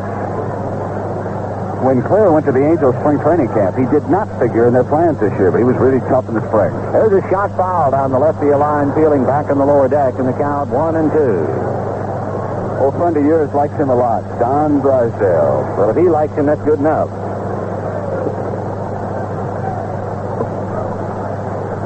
Clear looks down the barrel to get a sign from Darrell Porter. Now the 1-2 pitch to Dave Parker. Check swing, and it is just outside. The big man stumbled across home plate. Just did hold up. 2-2 the count. The National led 2-0. The American 3-2. The National 4-3. And now the American 5-4. And we're only in the top of the fifth inning. Here's the 2-2 pitch on the way. And Parker takes low. Ball 3. 3-2. There has been only one home run in this house for home runs. That was in the first inning, a shot by Freddie Lynn. 3-2 to Parker. Opening up matters in the fifth inning, 5-4 American League. Clear without a windup, and the 3-2 fastball is a fly ball into shallow left center, and Lemon again has to go back to make the catch for the out. So Chet evidently is coming in on balls, then picking him up and going back, and he and his left fielder Don Bale are talking about it. This ballpark is notorious for inability of people to pick up the ball. Chet also pointed out something before the game, Benny. He said they have hung these banners here in honor of the 50th All-Star game. He said, of course, the Blue Ones and Red Ones won't bother you, but he said, I'm a little fearful of the new White Ones, and it's possible that those banners have just added to the problem. Here's Garvey, and he takes the strike. It's twice tonight that Lemon has come in on a ball, and then Chet had to turn and fade back, but it should be duly noted that each time he's picked it off. Gary Carter is playing catch with Ron Say, so he might have a couple of changes. Garvey ducks under a slider, and the count 1 ball and 1 strike. We've seen Nolan Ryan, 3 runs, 5 hits. Bob Stanley, 1 run and 1 hit for the American League. The 1-1 pitch, Garvey way out in front of a slider, and the count 1-2. Steve Calden allowed 3 runs and 2 hits. And Duhar, 2 runs and 2 hits. So the American leading 5-4, 1 out here in the fifth inning. Mike Schmidt on deck. Clear from California in the 1-2 pitch. Fastball sliced towards right center field. Could be trouble, and Rice backhands it on the dead run. Good play for Jim, and nothing wrong with his contact on that play. So Steve Garvey going out to Jim Rice. Garvey now has 8 hits in 18 at-bats. I told you at the start of the game, he and Charlie Gehringer have been the most successful. But they have thrown a blanket over Garvey so far tonight. And now here is Mike Schmidt. Schmidt has a triple and a double. He tripled high off the fence in right center in the first inning and then doubled in the third. And he backs off and looks at a strike. 0-1. 5 runs, 4 hits for the American League. 4 runs, 6 hits, and 1 error for the National. It was Mike's throwing error that has given the American League the lead. The strike one pitch is way outside. 1-1. Schmidt, 3 years in a row, hit 38 home runs. Coming into this All-Star game, he's had 31. The 1-1 pitch. Inside, ball 2, 2-1. If you look at some of the great hitters and the fact how many home runs they have piled up, Mike Schmidt is on quite a timetable. At this stage, Babe Ruth had hit 30, Maris 36, and Hack Wilson 29. But Mike Schmidt lifts a fly ball to left field, and Don Baylor right there to handle it. And so for the second inning in a row, the National League has gone down in order. And it means the last 8 in a row retired. The last man to get aboard was on Yastrzemski's fielder's choice, throwing late to third. At the end of 4.5 innings, the American League 5, the National League 4. Ready now to start the bottom of the 5th inning, 5-4. The American League All-Star team leading the National League. I'm Brent Musburger along with Vin Scully. And National League manager Tommy Lasorda has gone to his deep and talented bench. I see Gary Carter, whom Vinny mentioned, down there behind the plate. Ron Say of the Dodgers has now taken over at third base.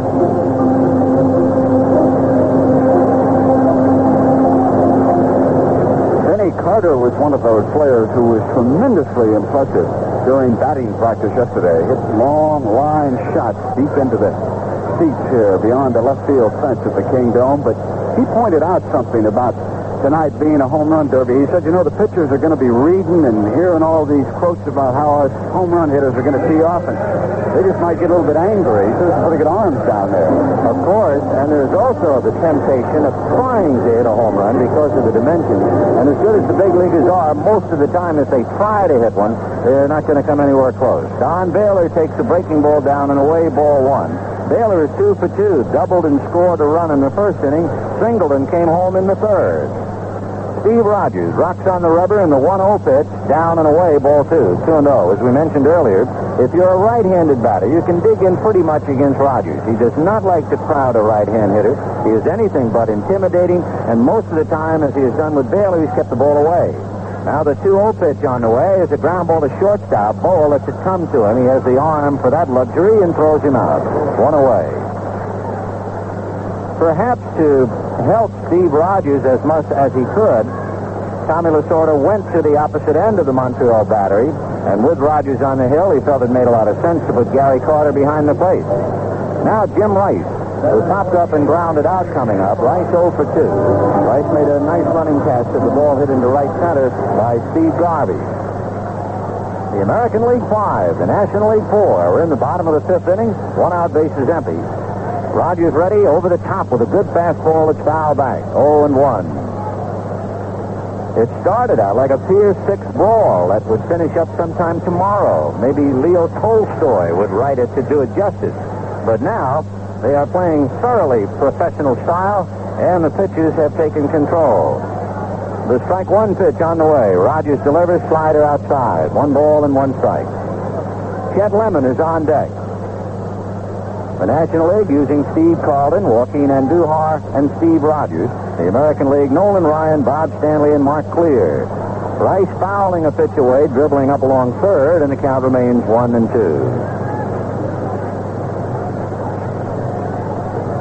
George Maloney keeping the ball in play. So Rogers going back up on the hill. The National League picked up 2 in the first inning. The American League came back with 3, including a 2-run home run by Freddie Lynn. The Nationals scored in the second and third, only to see the American come back with 2 in the bottom of the third and take a 5-4 lead, and that's it up to here. The 1-2 pitch off speed, swung on and missed. Jim Rice way out in front of it, and down he goes. So 2 down. And when you look at the American League hitters, that would be the first strikeout. And Eddie, with Lemon coming up to the plate, here's a reminder of what's the taste that made the hot dog the hot dog. The taste of Oscar Mayer. Don't you wish you were tasting one right now? Sizzling fresh and hot from the grill. Oscar Mayer hot dog. Chet Lemon, who was hit by an off-speed pitch in the third inning, swings and foul tips at the count 0-1. That was the first of a couple of mistakes by Joaquin Andujar, and it resulted in the final mistake, Mike Schmidt's error, that has given the American League the lead. 0-1 to Lemon. He tries to golf one, low and inside, and comes up empty, and the count 0-2. Lemon went to high school in Los Angeles. He was a running back, and he played with Ricky Bell. The strike 2 pitch to Chet. Swung on and missed strike 3. So Rogers makes it look easy as he strikes out Rice and Lemon, and the 5th inning is history. And at the end of 5, the American League 5 in the National League 4. The 5th largest crowd ever to see a Major League All-Star game, watching this one and enjoying it oh so much under the roof of the Kingdome in Seattle, Washington. And how would you like to have the official 50th All-Star Game souvenir program? It's the same one that was sold at tonight's game here in Seattle. Well, you can just mail $3. The 50th All-Star program, Post Office Box 4100, Seattle, Washington, and the zip code is 98104. Now, this All-Star souvenir program is a collector's item and a great gift for the youngsters. So just send a check or money order for $3. The 50th All-Star program, Post Office Box 4100, Seattle, Washington, 98104. Be sure to include your name and address. This message is brought to you by Major League Baseball, and Mark Clear is on the mound again for the American League All-Stars, being managed tonight by Bob Lemon. It is the top of the 6th inning, 5-4, American League leading the National and attempting to break that 7-year losing streak. The first pitch to Gary Matthews. A breaking ball that picks up the outside corner for a strike. 0-1. Matthews picking up for George Foster, I believe, with a groin pull. Swings, doesn't get it, and the count 0-2. Both benches are still loaded with talent. Just to give you an idea of the men available, and never mind pitchers, as we see Gaylord Perry getting up down in the National League bullpen. Some of the men who have not yet gotten into the game. The strike 2 pitch, a half swing, pop fly, and Yastrzemski will gather it in easily for the out, one away. For the National League, well, you have the switch hitter Lee Mazzilli. You have the left-hander Keith Hernandez, the switch hitter Pete Rose, the left-hand hitting Joe Morgan, and the left-hand hitting Craig Reynolds as shortstop. The right-hand hitters Larry Parrish and John Stern. The American League, you have left-hand hitters Bruce Bochy, Reggie Jackson, switching with Ken Singleton, Greg Nettles, and the right-handers Downing, Newman, Burleson, Gritch. So they're both loaded, and they have a lot of cards to be played, with one out in the 6th inning, and the American League leading the National League 5-4. This is Vin Scully, along with Brent Musburger and Jerry Coleman here at the Kingdome in Seattle. Dave Winfield flied to right, hit into a fourth play. He's 0 for 2. Mark Clear comes low and away. Ball 1-1-0. The American League going with the starting lineup. The only man to come out, and that was because of injury, was Fred Lynn. So you have Yastrzemski and White, Smalley and Brett in the infield, Baylor, Lemon, and Rice in the outfield. Off-speed breaking ball over nicely for a strike, and the count 1-1. Darrell Porter going all the way behind the plate. So the American League would love this dearly. It's pretty humiliating to lose 7 straight, 15 out of 16, 26 out of 33. The pitch is low, ball 2. Years ago, at the very start of the All-Star game, the American League dominated. They had it 12-4. And then suddenly, the fortunes took a complete about-face. The 2-1 pitch to Winfield, swung on and missed. He staggered and almost fell down. And he might very well be paying the price of a newcomer to the Kingdome. You take the one look at that 316 down the alleys, 365, and you can't resist trying to hit it in the seat. There's been only one so far, and that was Fred Lynn. 2-2, the count to Dave Winfield, and Mark Clear ready. Right-hander's pitch stayed inside. Ball 3. Which reminds me of when the Dodgers moved to California, and they played in the Los Angeles Coliseum, and people said they will make a joke out of the game with that little left field, etc., etc., etc. The 3-2 pitch is fouled back. And lo and behold, while playing in the Coliseum, in a World Series game, the Chicago White Sox and the Los Angeles Dodgers in one of those games in this ballpark where they were going to make a joke out of things. The final score was 1-0, and the only run came on a double play. So you have the pitches, and never mind the dimension. The joke was the first game of that series in Comiskey Park. 3-2 is a drive up the alley in right center field. Chet Lemon can't get it. It goes to the board. Winfield goes breezing into second base, standing up with a double. So Dave Winfield adds another extra base hit to this game. The National League now has 3 doubles and a triple, and the American League has a double and a home run. And the American League is leading 5-4. But now with 1 out, the tying run at second base, and Gary Carter coming up. Gary, who has done an outstanding job behind the plate for the Montreal Expos. He was only 25 in April. So at the start of the year, 24, he already had hit 75 home runs. And he has done a marvelous job improving behind the plate. He backs off, gives a bit on the pitch, and it's a strike. For instance, in 1977, Gary Carter had 9 passed balls. Last year, he had only 1. He played in the 1975 All-Star game, but not as a catcher. He takes a good slider for a strike. Again, he quit on the pitch. He backed off, and the pitch moved back in on the corner. In the 1975 All-Star game, Gary Carter made the last out of the game defensively in left field. The National League won the game 6-3. 0-2 the count to Gary Carter. 1 out here in the 6th inning. The American League 5, the National League 4. Mark Lear ready, right-handed deals, and is a looper. He hit it off the end of the bat, and it'll land in left field, and Winfield is coming to the plate. Baylor's throw not nearly in time. Backed up by Clear. Down to second goes Carter, and it's all tied up 5-5. And I'll be honest with you, Gary Carter hit it, and it sounded like he hit it with the evening newspaper. He was way out in front of it, 0-2, and hit a dunker off the end of the bat to get the National League even. Maybe he hit it with the Sporting News. He might have, but Baylor's throw to the plate was a lollipop. Even if there had been a cutoff man in position, he wouldn't have been able to do it and perhaps hold Carter over at first base. But on the throw to the plate, which eluded the catcher, Carter goes down to second base now with the lead run. Which is a bad defensive play by Baylor as Larry Boa fouls it off in the count 0-1.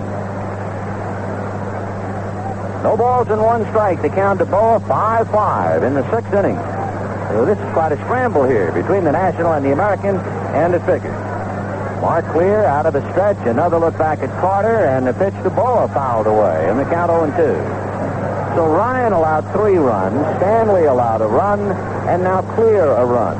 Carlton allowed 3 runs, and Duhar allowed 2. Steve Rogers has worked 2 innings without allowing a run. So Winfield carried over the tying run.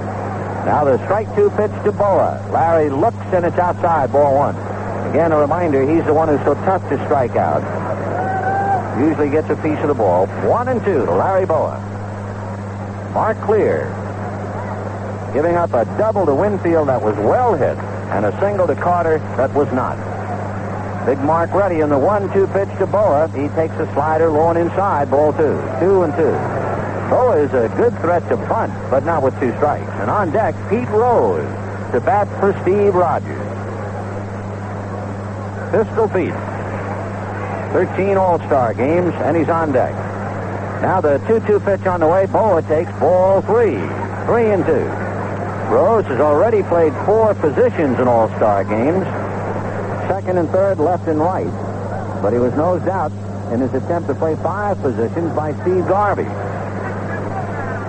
Rose leaves the on-deck circle for a moment, go back and have a little conversation with Tommy Lasorda. And all the while, Larry Boa waits. 3-2 the count. Clear delivers, fastball outside, ball 4. And what a tip-off on the eye of Larry Boa. With 2 strikes, that was a borderline pitch, and he was on his way to first. And here comes Shake 'em Up Pete Rose.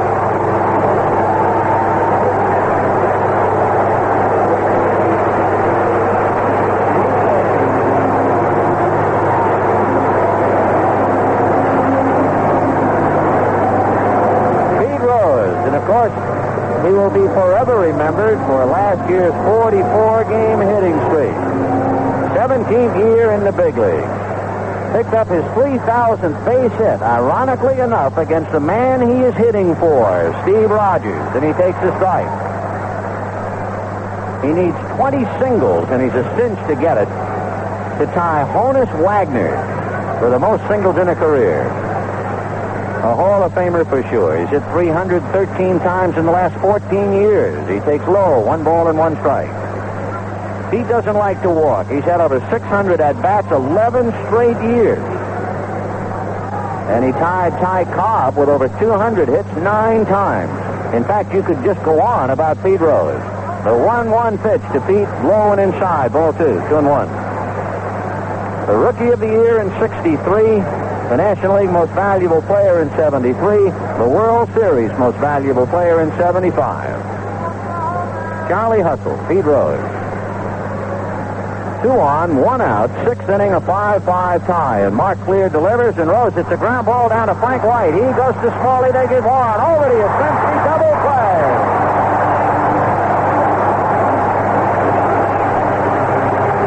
And that's the story of baseball. What have you done lately? As Rose, with the glistening credentials, bangs into the double play. 1 run, 2 hits, a man left. And at the end of 5 1/2, a 5-5 tie. Bottom of the 6th inning coming up, and on the mound for the National League All-Stars will be Gaylord Perry. And meanwhile, over at first base, Pete Rose has set the record. 5 positions in All-Star competition. He was tied with Stan Musial and Hank Aaron. Each had played at first base and all 3 of the outfield positions. And, of course, as Vinny told you, Rose already had performed at second base, third base, left field, right field. Now he is over at first base, and meanwhile, Gaylord Perry is conferring with Gary Carter. And when Gaylord walked in to the National League locker room, New York Met catcher Stearns looked up and said, "Gaylord, where have you got the greasy kid stuff?" And Perry pointed up to his locker, and would you know it, there was a jar of Vaseline sitting right there on the top shelf. You know, there are a lot of players in the league, the younger players who have just come upon the scene, who did not go back with Gaylord when he first started, when he was not only accused of it, but went on to write a book called Me and the Spitter. But I know, for instance, Mike Schmidt, who has had countless at-bats against Gaylord Perry, and he said, "I have never seen anything resembling a spitter." But maybe he threw one, but if he does, he's not serving many of them up nowadays. The only man to win the Cy Young in both leagues, and we are looking, just as we were looking at Rose, we're looking at a Hall of Famer. He is only the 3rd man in history to strike out 3,000 batters or more, and the other 2, Walter Johnson and Bob Gibson. And when he pitched his no-hitter in the National League, it was against Gibson. Meanwhile, Yastrzemski greets him with a shot into right field for a base hit. So a couple of 40-year-olds hook up here, and the winner is Yastrzemski with a single to right. There are enough angles for this one to go on into the night. 5-5 in the 6th inning. Well, Yastrzemski's 2nd hit of the night. Yaz now is 2 for 3 as he stands at first base visiting with Pete Rose. Darrell Porter is coming up. So Porter carrying the load behind the plate, and Yastrzemski is coming out for a runner. And the runner will be Rick Burleson, his teammate with the Red Sox.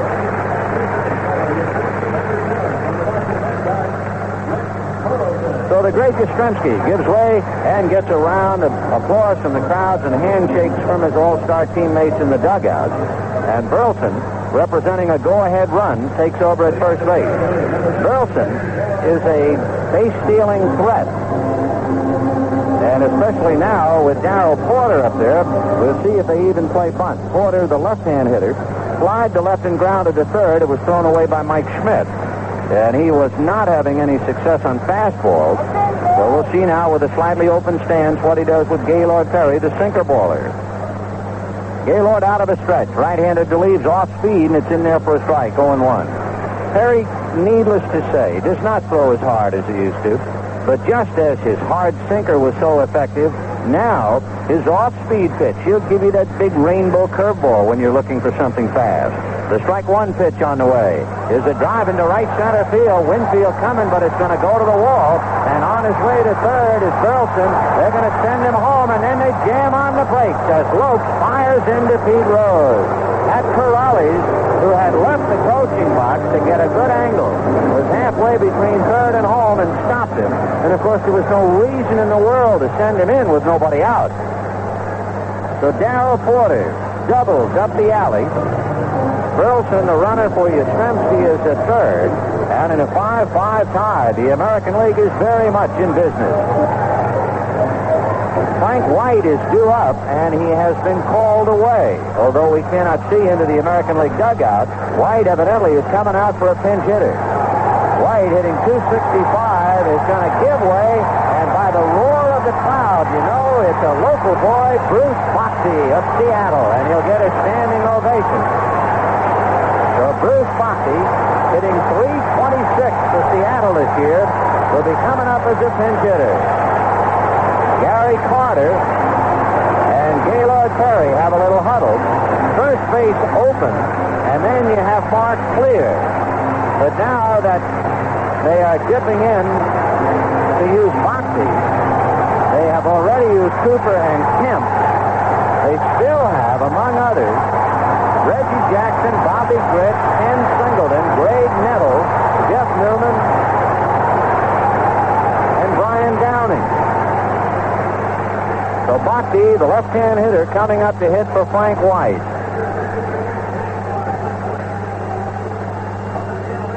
So Bhakti batting in the sixth. The left-hand hitter, the infield has to play up. Perry ready, Gaylord delivers, and it's fouled away. Off to the left upstairs, and the count 0-1.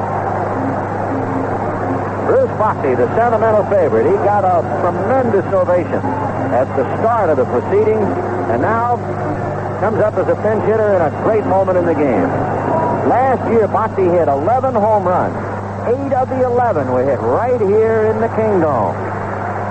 Gaylord Perry out of the stretch, and the strike one pitch on the way. Off speed, and in there, strike two. And that's what we were saying about Gaylord Perry just a few moments ago. He is not that hard sinker ball pitcher anymore. He'll try to finesse you more and more. Bruce Bhakti, Bachelor of Science degree in commerce out of Santa Clara, and the former Bronco up there now trying to bust one for Seattle. The strike two pitch on the way in the dirt. A good save by Gary Carter. 1-2. Last year, Bhakti sprained his knee. That kind of ruined his season. Boy, has he ever come back this year. 326, 11 home runs, 65 runs batted in. First base open, and they're pitching to him. 1-2 the count. Perry out of the stretch, and the 1-2 pitch is swung on and fouled away. Here in the sixth inning, in a 5-5 tie, after Pete Rose hit into a double play to put the brakes to the Nationals' sixth inning, a single by Yastrzemski and a double by Porter. And with a bat on deck is Reggie Jackson. 1-2 to Bhakti. Gaylord Perry out of the stretch. The side of North Carolina delivers a big bouncer over Burrow's head because the infield was up. One run is in. Matthews throws into Rose at the mound. And it is 6-5 American.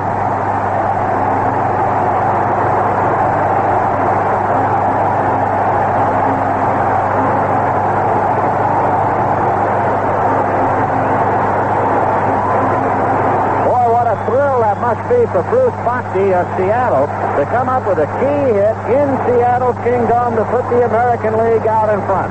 With the infield up, Bhakti hit that sinker ball right down on the rug, and it kangarooed over Larry Bowa's head and on out into left field. So the American League takes the lead for the third time. The American League led 3-2, 5-4, and now 6-5. Joe Sambito is down in the bullpen. He's the left-hander out of Houston.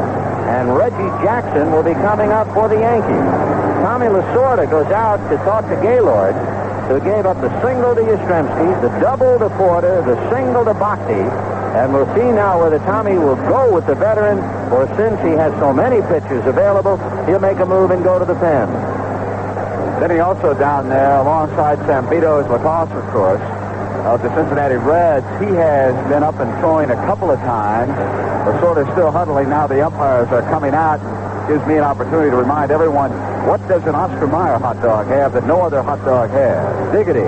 Big, beefy, thick, and juicy Diggity.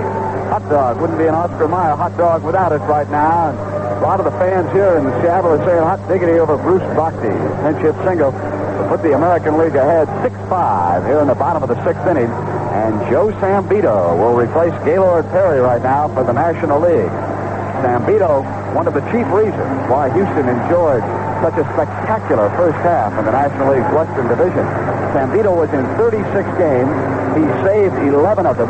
And listen to this earned run average, 0.95. He's out there right now conferring with Davy Lopes and Gary Carter. Sambito will be pitching to Reggie Jackson with runners at first and third and nobody out. The American League 6 runs, 7 hits, and no errors. And the National League 5 runs, 8 hits, and 1 error. Sambito going head-to-head with Jackson, and then you have another left-hand batter, Roy Smalley, the leadoff man on deck, followed yet again by another left-hand batter, George Brett. So the American League using Boxey, Cooper, Kemp, and Jackson as pinch hitters. Lemon replaced Lynn, who suffered a pulled groin, and Burleson ran for Yastrzemski. Those are the American League changes. The National League changes, they've used Brock, Clark, and Rose as pinch hitters. Carter took over for Boone behind the plate. Matthews replaced George Foster, who suffered a muscle pull aggravation. Say has played for Schmidt. So for the National League, it has been Steve Carlin, Joaquin Andujar, Steve Rogers, Gaylord Perry, and now Joe Sambito. Only Rogers unscored on tonight amongst all the pitchers. In the American League, Ryan allowed 3 runs, Stanley a run, and Clear a run. But Joe Sambito is given the task of pitching to Reggie Jackson. We mentioned earlier, Jackson got to the ballpark today, but his uniform didn't. But they finally got it here, and double fours is coming up. Jackson, with all of his other abilities, when he was in high school, he was a pitcher. And would you believe Reggie pitched 3 no-hitters in high school? He got a scholarship to Arizona State for baseball and football. 9 times an All-Star, 9 World Series home runs, at least 1 RBI in 8 consecutive World Series games, 20 or more home runs 11 straight years. And Joe Sambito delivers fastball in there for a strike. Only Carl Yastrzemski has more lifetime home runs among active American leaguers. He was the top vote getter in the 74 All-Star game, and of course we've already talked about the bomb he delivered in the 71 All-Star game in Detroit. Sambito at the belt. Joe ready in the strike 1 pitch. Outside, 1-1. Joe Sambito, the left-hander with Houston. Very tough, especially going 1-on-1 for just a short time. Sambito was born in Brooklyn, and now going after the pride of the Yankees, Reggie Jackson. 6-5 American here in the 6th inning, much to the delight of this huge crowd of over 58,000. Sambito ready, and the 1-1 pitch is swung on and missed. 1-2. The infield is still out. The infield of Rose and Lopes, Boa, and Say. Down the line at third is Darrell Porter. Standing on the bag is Bruce Boxey, and he has put the American League out in front yet again. 1-2 to Reggie Jackson. Sambito reading Gary Carter's signs. The outfield very deep, as you would well imagine. And the 1-2 pitch to Reggie.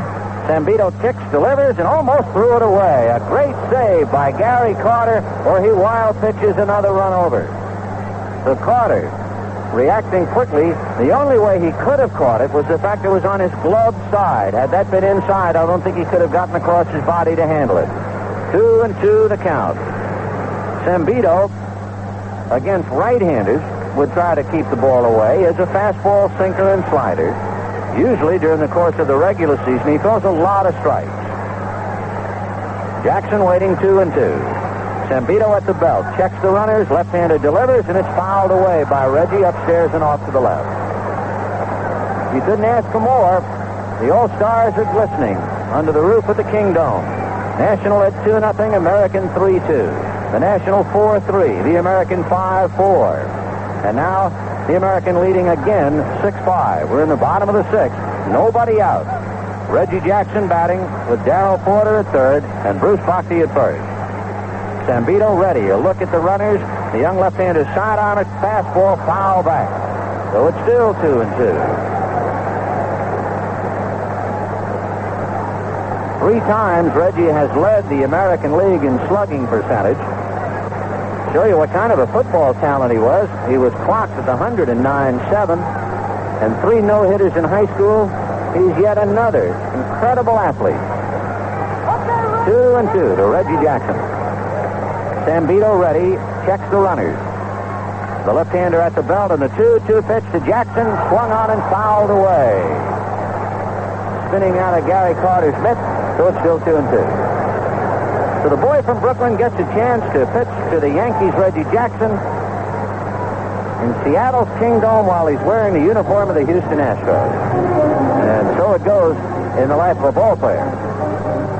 Sambito, 6'1", 190-pounder. He hit a stretch this year where he had 18 consecutive scoreless innings, and through June, he had 4 wins and 8 saves. And he is asked to keep Jackson in the American League quiet.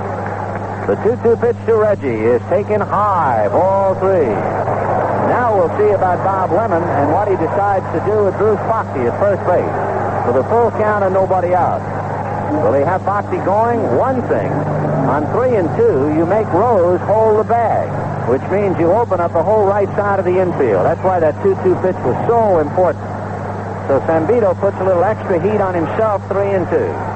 Foxy takes his lead, Sambito eyeballing him, double checks. Foxy doesn't go, and the pitch is fouled away. So Jackson, who pays the price, of course, for hitting home runs, he has struck out 54 times in only 230 at-bats. So no doubt with nobody out and thinking that Reggie might come up empty, they kept Foxy anchored at the bag, at least on that last pitch. 6-5 American. Bottom of the 6th inning, a full count to the pitch hitter, Reggie Jackson. Foxy at first, Porter down the line from third. Sambito with the infield up, out of the stretch.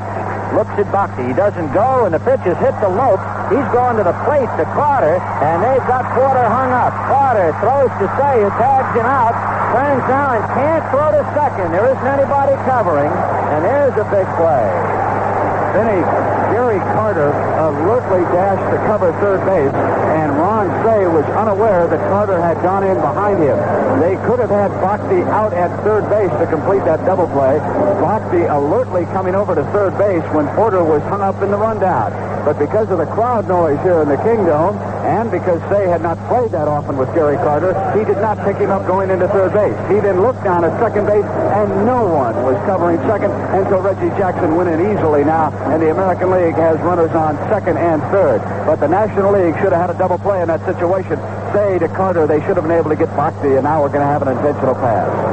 Roy Smalley will now bat right-handed, and with first base open, they will put him aboard to load the bases. The American League leading the National League 6-5. Boxy is at third, Jackson at second, visiting with Davy Lopes, and Smalley, who had popped the short, flied to left and fouled out, will get the pass. So George Brett will be coming up with the bases loaded, 1 out, 6-5 American. Going down to the American League bullpen is Greg Nettles, the brilliant third baseman of the Yankees, and he'll play catch with Jeff Newman. So we'll probably have a change at third. Remember, Boxy batted for White, the second baseman. George Brett walked in the first inning and scored a run, grounded out twice to first and short. And the left-hand hitter coming up with the bases loaded, 1 out, and Gary Carter's going to use the time and go out and talk to Joe Sambito. Here in the inning, Yastrzemski opened up with a single to right, and Burleson ran for him. Porter doubled up the alley to send Burleson to third. Boxy, with the infield up, bounced one over Bowler's head for a base hit and the go-ahead run.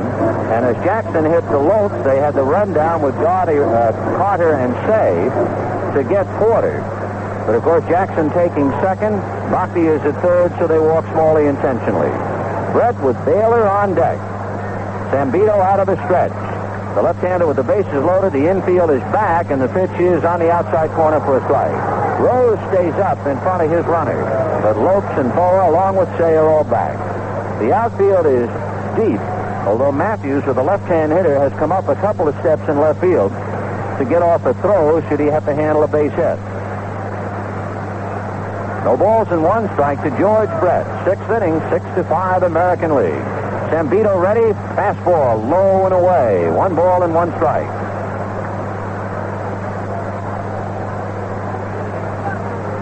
6 runs, 7 hits for the American. 1 home run, that by Freddie Lynn. 5 runs, 8 hits, and 1 error for the National, no home run. For a 1-1 pitch on the way, Sambito delivers and it's swung on and missed, 1-2. Brett, up there in a spot where he can hurt you if he hits the ball, has struck out less than 10%. So he's a man who makes contact. 1-2 the count with the bases loaded, 1 out, and the American League leading for the 3rd time, 6-5. Sambito delivers off speed and is a fly ball into shallow center. Winfield, who carries a gun, backhands it, but awkwardly, but still gets the throw off in the runner's hole. There was almost a collision between Winfield and Matthews, but we told you that Winfield is an incredible athlete. He caught the ball like a great basketball player, football player, baseball player. Like an Indian rubber man, he backhanded the ball while trying to avoid a collision with Matthews. His back was to home plate when he caught it, but he was still able to twist, recover, and his throw was accurate to the mound. He's remarkable. Corrales, of course, Denny, had anticipated that Winfield would come in and set himself for a strong throw, so they did not tag Bakhtiar. Had Corrales had any idea that Winfield was going to encounter that kind of problem with Matthews in left center field, they would have tagged Bakhtiar and forced Winfield to make the throw. Tommy Lasorda now has gone out to the mound, and he's going to make a double change right here. Craig Reynolds, who formerly played with Seattle and now is with Houston, has taken over at shortstop. And with the right-handed hitter, Don Baylor, up there, that means that the big fella from Cincinnati, who has warmed up 3 times tonight, Mike Lacoste, is coming on. Lacoste is 6'4", weighs 190 pounds. He's 23 years old. And so Lasorda goes to the double change so he doesn't have to pinch hit right away for Lacoste, and that's why Reynolds will go to shortstop. So it will be Lacoste against Baylor. The American League right now with the bases loaded, 2 out in the bottom of the 6th inning, and the American leading the National League by a score of 6-5 on Bruce Bochy's single. And I know that Pat Corrales is saying down there to himself, why didn't I anticipate that problem in the outfield? We might have had a 2-run lead. But then again, as Vinny pointed out, Winfield is such an outstanding athlete that even in that situation, he might have been able to come away with a throw right to the catcher and get Bochy. He has a great arm, and if those of you at the other end of this, if you had seen it, after all the body gyrations and the off balance, the fact that he caught the ball and turned his back to home plate, when he uncorked his throw, it seemed rather incredible. It was right at the mound. It was heading right towards home where it was cut off by Pete Rose. How he ever found the cutoff man with his back to home plate is just one of those remarkable things that big leaguers do. So the bases remain loaded with 2 out, and Mike Lacoste, the big, tall redhead out of Cincinnati, and he'll be going head-to-head with Don Baylor. I'm not sure if you're keeping score, but if you are, if you remember the pitcher spot was the number 3 slot, and now you can switch. Since Rose is batting 9th, you put Lacoste in Boa's spot, and you put Craig Reynolds in the number 3 slot, meaning Reynolds, a switch hitter, can bat 3rd when the National League hits in the 7th inning. So Mike Lacoste loosening up. The kid had got off to a great start. Of course, it's one thing to start. He still has a ways to go to finish. But Lacoste tuning up to Gary Carter, and Don Baylor 2 for 3 at the plate. Lacoste has a pretty good sinking fastball and his breaking ball. And with 2 down in this spot, of course, Lasorda is hoping he'll be able to hit the ball at somebody. Baylor doubled inside 3rd and scored in the 1st inning, and then bounced a single in the 3rd inning into left field. Last time up, he grounded to short. Lacoste with a marvelous ERA of 2.2. He's top of the heap in the National League. And Mike looks in to get a sign.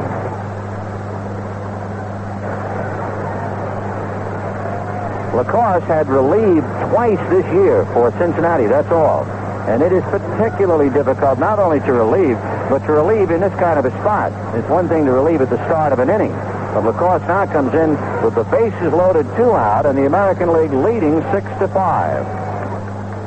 Don Baylor with a chance to tear it open a bit, waiting at the plate, and Lacoste delivers and bites off the outside corner for a strike, 0-1. Vinny, just what you were pointing out about Lacoste, so unfamiliar with relief pitching, he was going to go to the stretch. Now he's back to the full windup. He might feel he'll have a little bit more to the plate. The slider foul back 0-2. There are some who will come in this kind of a spot. They'll give away a little bit, figuring they improve their control from the stretch. It was probably up to him, and he finally, since he's a starter, elected to at least begin the proceedings going to his windup. And it's paid off. At least he has the count 0-2 on Bailey. But what a big ribby man he is. He came into the game with 85, and first time up he knocked home George Brett. 0-2 to Baylor. Lacoste into the windup, and Mike delivers, and the pitch is down and away. Ball one. Bruce Bockley is at third. Reggie Jackson is at second. Roy Smalley at first. 2 out, bottom of the 6th. The American League 6 and the National League 5. Lacoste both feet on the rubber as he reads Carter. Here's the 1-2 pitch to Baylor. Fastball fouled off, and that got a little bit of Carter. The timeout.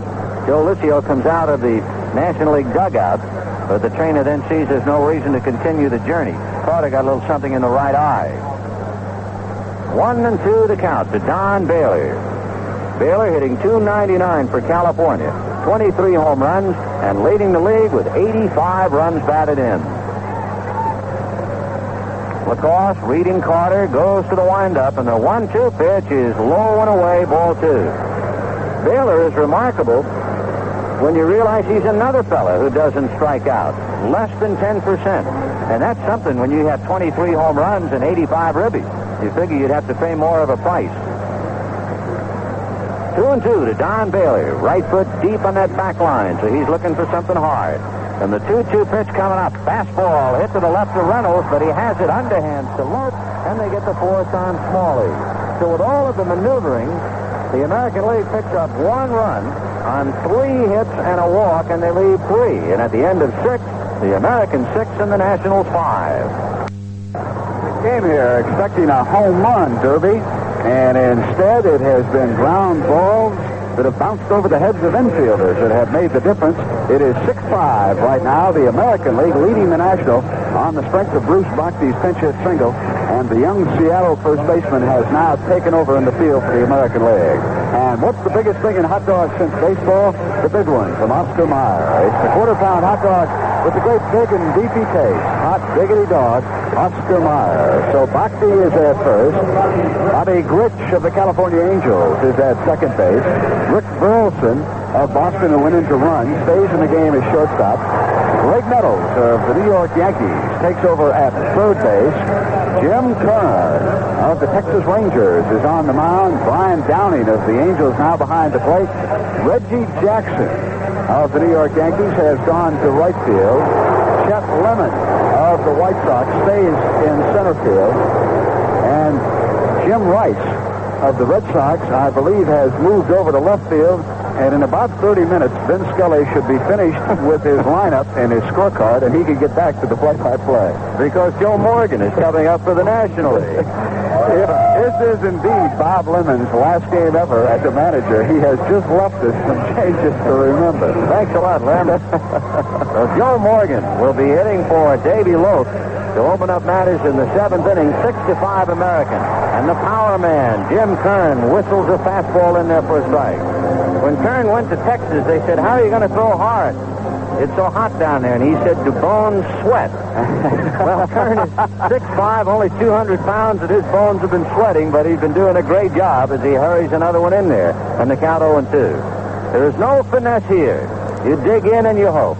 Kern glowering from the mound behind that thick beard, and the strike 2 pitch on the way. Off speed outside, ball 1, 1-2. Kern wanted that one, too. He was begging the umpire. Joe Morgan, the little second baseman, checks in. It has not been the greatest year for a man who's been twice the MVP in the league. He checks his swing. They check. Billy Williams says swing, and down he goes.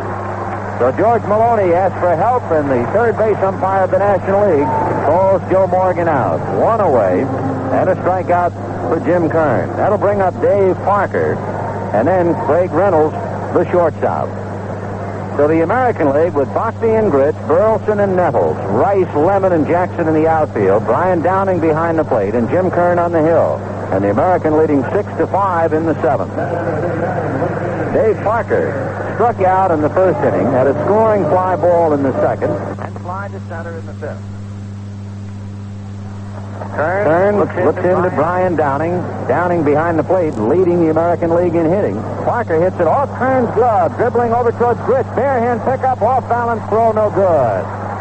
So Dave Parker hits one off Jim Kern's glove, and we will see how our trio of official scorers rule it. No doubt majority rules. J.P. Serold of Montreal, Dick Dozier of Chicago, Mike Kenyon of Seattle. And it'll go as a base hit. So Parker a single off Kern's glove for the National League, picking up their 9th hit. And Craig Reynolds coming up, and he got a tremendous ovation here. Reynolds, who was in the All-Star game last year representing Seattle, traded to Houston, and now the shortstop tonight. Takes low, ball 1-0. Of course, a couple of shortstops failed to show. Templeton, Gary Templeton of the Cardinals, and Davey Concepcion. 1 ball and no strike to Reynolds. Parker, the big man at first, draws a throw and gets back. The throw in the dirt. Boxy dug out. Let's pause 5 seconds for stations to identify themselves on the CBS radio network. WCBS, New York. Reynolds with the runner going, fouls it back, and the count 1-1. For Reynolds to try and protect the runner, that's pretty good insurance policy. Last year, Reynolds had 548 at-bats and struck out only 41 times. So when you have a fellow who can make contact, and then you have Big Parker who can run, it's an ideal situation.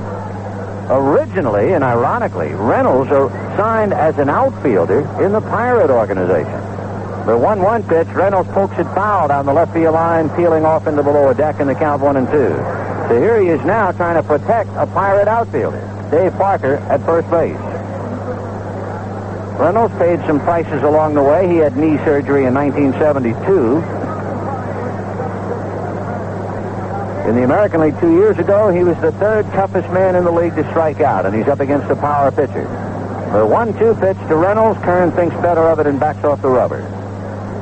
6-5 American League. We're in the 7th inning, 1 away. Boxy holding a corner on Parker.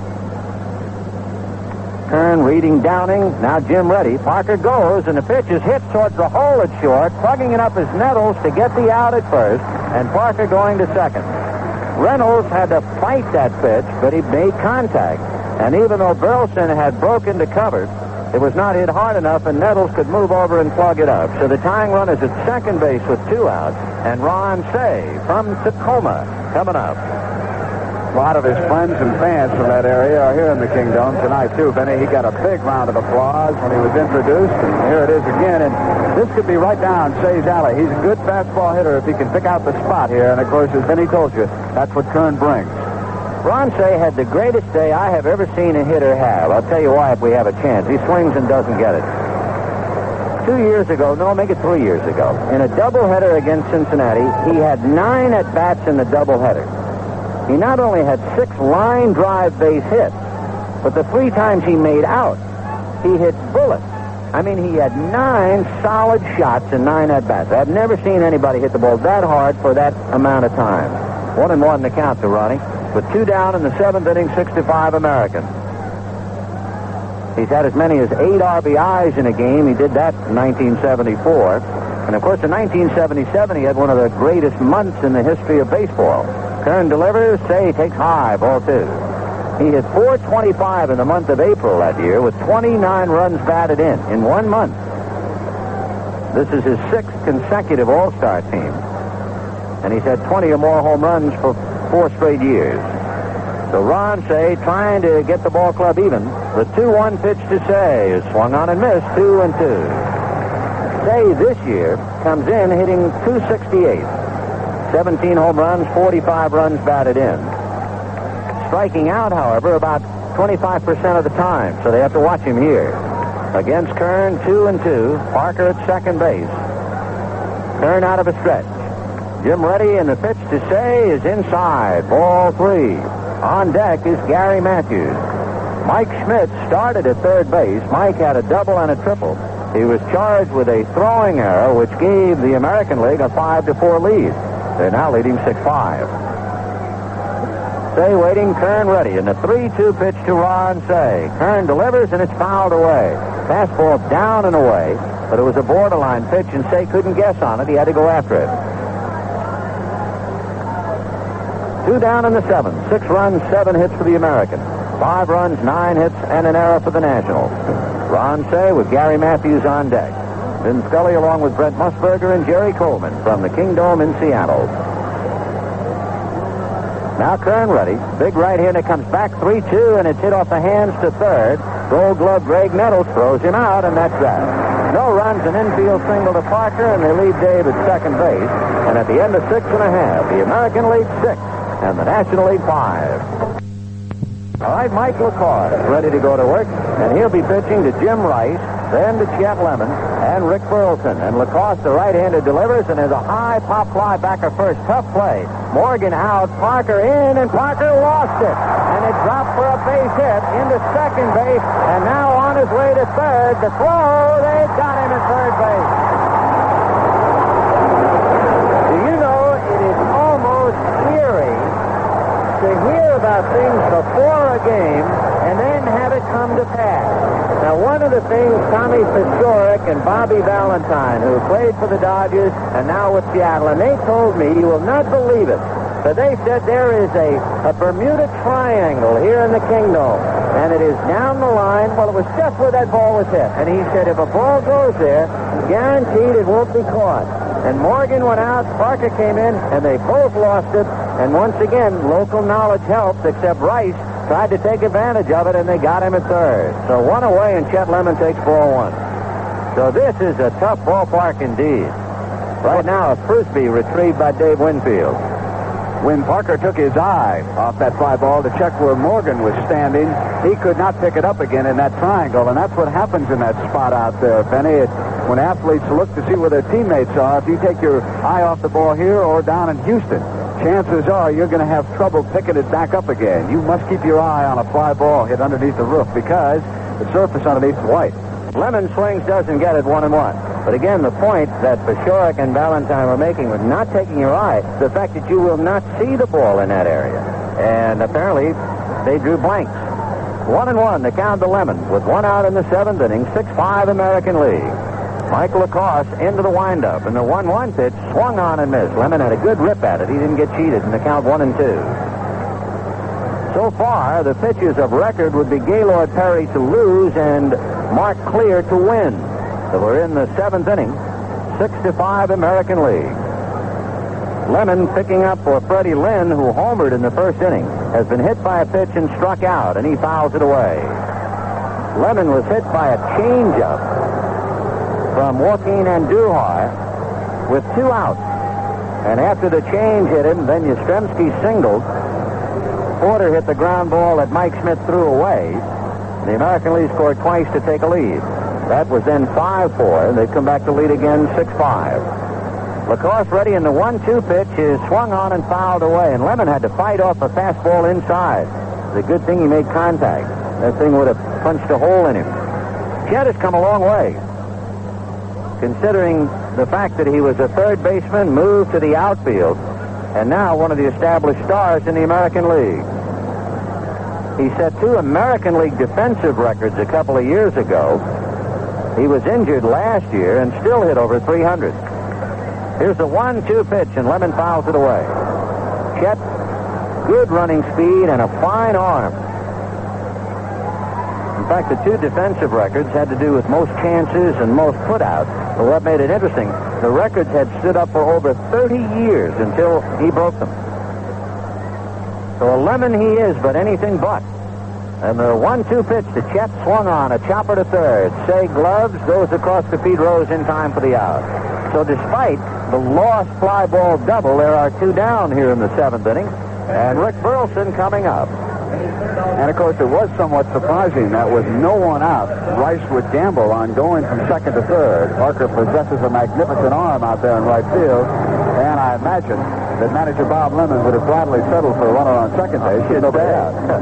So with 2 down, here is Rick Burleson, who ran for Carl Yastrzemski. Yastrzemski had flied to center, single to center, and single to right. And then Rick ran for him and eventually came around to score. Burleson takes high and away. Ball 1-1-0. Burleson has a nickname at Beantown. They call him the Rooster. He swings, and the Rooster hits one to dead center. Winfield backtracks and hauls it in. So Burleson goes out to center. No runs, a hit, nobody left. And at the end of 7, it's the American League 6 and the National League 5. Lee Mazzilli, who is Saturday Night Fever indeed. If he could take over for all the John Travolta movies that will ever be made. And Lee, one of the outstanding young ball players in the league, a switch hitter for the New York Mets, the center fielder. And Mazzilli will come up to bat against Jim Kern. Lee, not only a switch hitter, but he is a switch thrower. He's only been throwing right-handed for the last 5 years. He takes inside, ball one. Marvelous defensive outfielder. Made only 8 errors in 2 years. So Lee pinch hitting for Gary Matthews, and the 1-0 pitch is low, ball 2-0. In his second big league at bat, he was a pinch hitter, and he hit a 3-run home run. Lee Mazzilli. Can you imagine, Vinny, how big someone can be in New York with a name like Mazzilli if they turn out to be an all-star center fielder every year? This kid is so striking in looks that he could be a star anywhere. The 2-0 pitch on the way. He drives it to deep left field. Going back is right, and this one is gone. A home run for Lee Mazzilli. Crank up Saturday Night Fever revisited. And it's 6-6. So his second big league at-bat was a home run as a pinch hitter, and his first at-bat in an all-star game as a pinch hitter, a home run. What a thrill. There was a fan out there in left field who had touched the ball and it bounded back onto the playing surface here in the Kingdome, and the umpire down the line was out quickly to signal that Lee Mazzilli had tied it up here in the Kingdome, 6-all in the top of the 8th. For the National League, the first home run and the second home run in the game. So we're 6-6 in the 8th inning, and Dave Winfield slide to right, hit into a force play, and doubled and scored a run coming up. So Dave Winfield looks out at Jim Kern, the right-hander ready and delivers, and the first pitch in there for a strike. Boy, you could play jump ball here. Kern is 6'5", Winfield is 6'6". Skins against the shirt. Kern comes back to the center fielder high and away. 1 ball and 1 strike. So the National League now on the bench, we can give you the pinch hitters still available. Keith Hernandez is the left-hand hitter left on the bench for the National League as Winfield fouls it off. And the right-hand hitters on the bench, Larry Parrish and John Stern. The American League, they have the switch hitter Singleton. Nettles is in the game, so is Gritch and Burleson. So they really have Jeff Newman, a right-hand batter, because Downing is in the game. 1-2, the count to Winfield. Kern delivers off speed and high. Ball 2-2.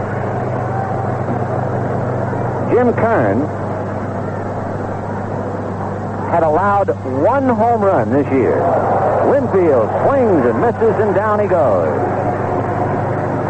So Kern, so far this year, 1 home run in 85 innings. And now in the All-Star game, not only a home run, but a wrong field home run by Lee Mazzilli. And here's Gary Carter. And he's probably saying, I'm glad I pitched down there in Texas rather than right here in Seattle. What a difference between those two parks. Carter had a base hit in the 6th inning. He takes low and away, ball 1-0. Joe Nico, and of course if he comes in, we'll see some knuckleballs, and he's heating up. Larry Parrish also playing catch. The pitch fouled away by Carter. Parrish is not taking any chances. Larry is a third baseman who is playing catch with Lee Mazzilli, and Parrish is wearing a mask. It's tough to see here, needless to say. 1-1 the count. In fact, they were telling us it is brighter now than at any other time during the regular season. The 1-1 pitch. Low, ball 2-1. They have put in extra lights only because of the telecast. And then you go back to groping. 2-1 to Gary Carter. 6-6, top of the 8th inning. And the 2-1 pitch to Carter. Off speed, and he hit it right off the end of the stick foul. That was a pool hall shot. He cued it outside at first to Bruce Bochy. The American League at this juncture, the infield of Bruce Bochy and Bobby Gritch, Rick Burleson and Greg Nettles. Jim Rice is in left, Chet Lemon in center, Reggie Jackson in right, Brian Downing behind the plate, and Jim Kern, the 4th American League pitcher. It's been Ryan, Stanley, Clear, and now Kern. Carter waiting in the 2-2 pitch on the way. Fastball popped in the air into shallow right. Gritch is calling all the way, and Bobby is right there to handle it, and there was no doubt. He was backed up by Reggie Jackson, 2 down in the 8th inning. When the American League hits in the bottom of the 8th to look ahead, they have Darrell Porter, then Bruce Bochy, and Kern's spot.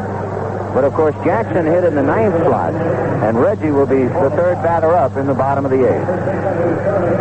Keith Hernandez will come up now and bat for Lacrosse. Keith Hernandez, the fine first baseman for the St. Louis Cardinals.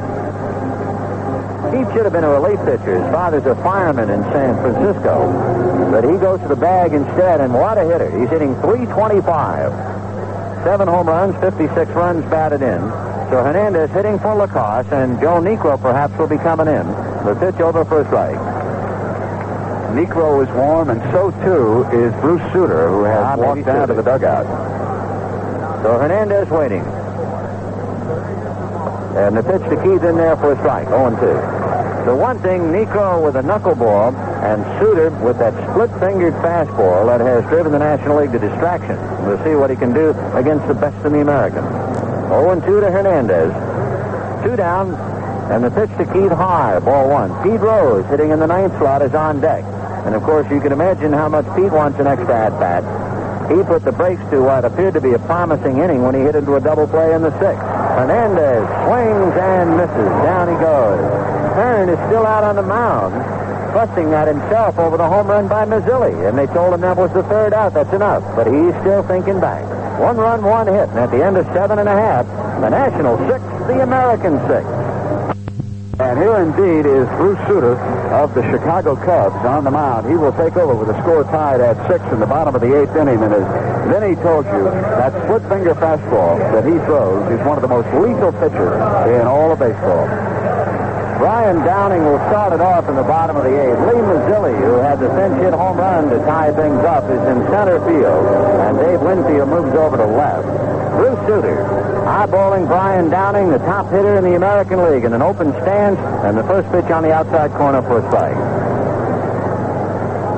Bruce Sutter, among other things, tied a Major League record. The strike 1 pitch is swung on and missed. He came in relief against the Montreal Expos in 1977. He struck out the first 6 batters that he faced. In the 9th inning, he struck out the 3 batters on 9 pitches. He's that kind of a pitcher. He's low and away to Downing 1 and 2. He had 31 saves 2 years ago, but he missed the All-Star game because of injury. Here's the 1-2 pitch, and Downing looks, and that's ball 2. He was in the All-Star game last year. He retired 5 batters in a row, and he struck out Jim Rice and Dwight Evans. So in 2 years, he has more strikeouts than innings pitched, and the strikeout is his favorite weapon. If you are the hitter and you see that pitch coming in thigh high, it's going to be in the dirt. The 2-2 pitch is a shot at short, and by Reynolds into left center for a base hit. So Brian Downing not fooled by any split-fingered fastball and shoots one into left center field for a base hit. And now here comes Bruce Boxey. Remember, it was Boxey as a pinch hitter who singled home Rick Burleson in the 6th inning to give the American League the 6-5 lead. Then under normal conditions, Reynolds would have had that ball hit by Downing, but they had pulled him far over to the left field line. Say, as a matter of fact, was guarding the line completely that time with Downing at the plate. Obviously, the scouting report indicating that Downing would pull the ball sharply. That time he went more to center field. Lee Mazzilli out there for the Mets. Which might very well have been a pitch mistake. There's the bunt by Boxey, and Sutter throws to Morgan covering in time. In other words, when you set up your infield, you are setting up the pitcher man a certain way, which would result in him pulling the ball. Now, there is a fan on the field for timeout, and he isn't even close to being as attractive as Morgana. He settles for a shake hand and will trot across the infield for timeout. So the cage was left open. 1 away in the 8th inning of a 6-6 tie. Bruce Sutter will be pitching to Reggie Jackson with a runner at second, Brian Downing, and 1 away. 58,905 are told to wait while a character runs around on the field. They will have to kind of shepherd him down into the corner. But he's going to do some wind sprints, and they'll let him run for a while. And finally, he'll be escorted off the field. All the while, Bruce Sutter is not throwing any warm-up tosses. Sutter's just standing on the mound. Meanwhile, the ball game in the balance here, 6-6 in the eighth. When the National League comes up in the ninth inning, they are due to have Pete Rose, Joe Morgan, and Dave Parker. And the first thing that the National League does is walk Reggie Jackson intentionally. Remember, Jackson came into the game as a pinch hitter for Mark Clear and hit into the fielder's choice. The rundown play of Darrell Porter between third and home.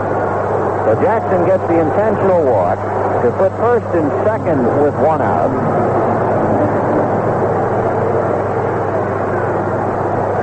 Bobby Grich is in the leadoff slot for the American League, the second baseman. And Grich, who just is coming off a magnificent 5 RBI day against the Yankees in Anaheim on Sunday, including a game-winning home run.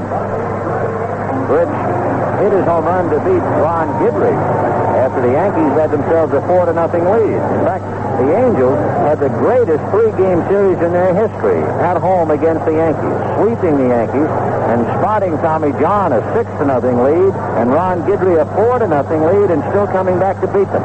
So Grich is swinging a hot bat, and we'll see what he does against Suter.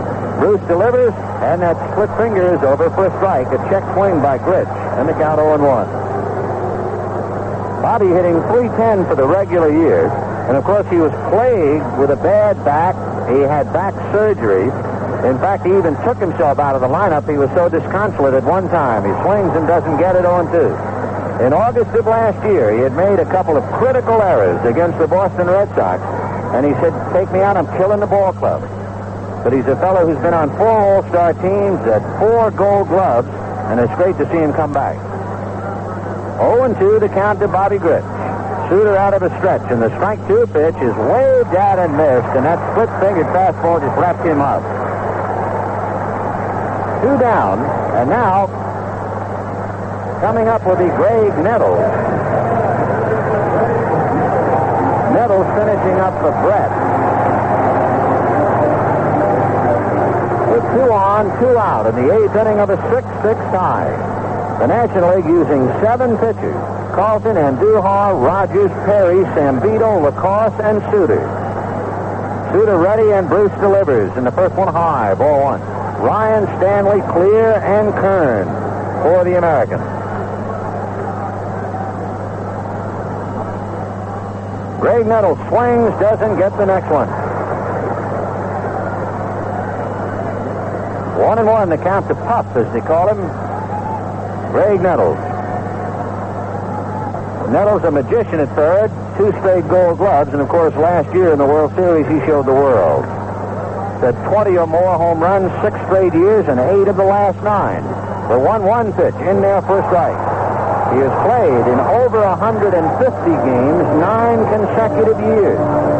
He's had 90 RBIs or more 4 straight years. He holds the Yankee fielding mark for third baseman. The 1-2 pitch is swung on and whacked into right. Parker charging. Here comes the runner Downing. The throw to Carter. They got him at the plate. A magnificent play by catcher Gary Carter.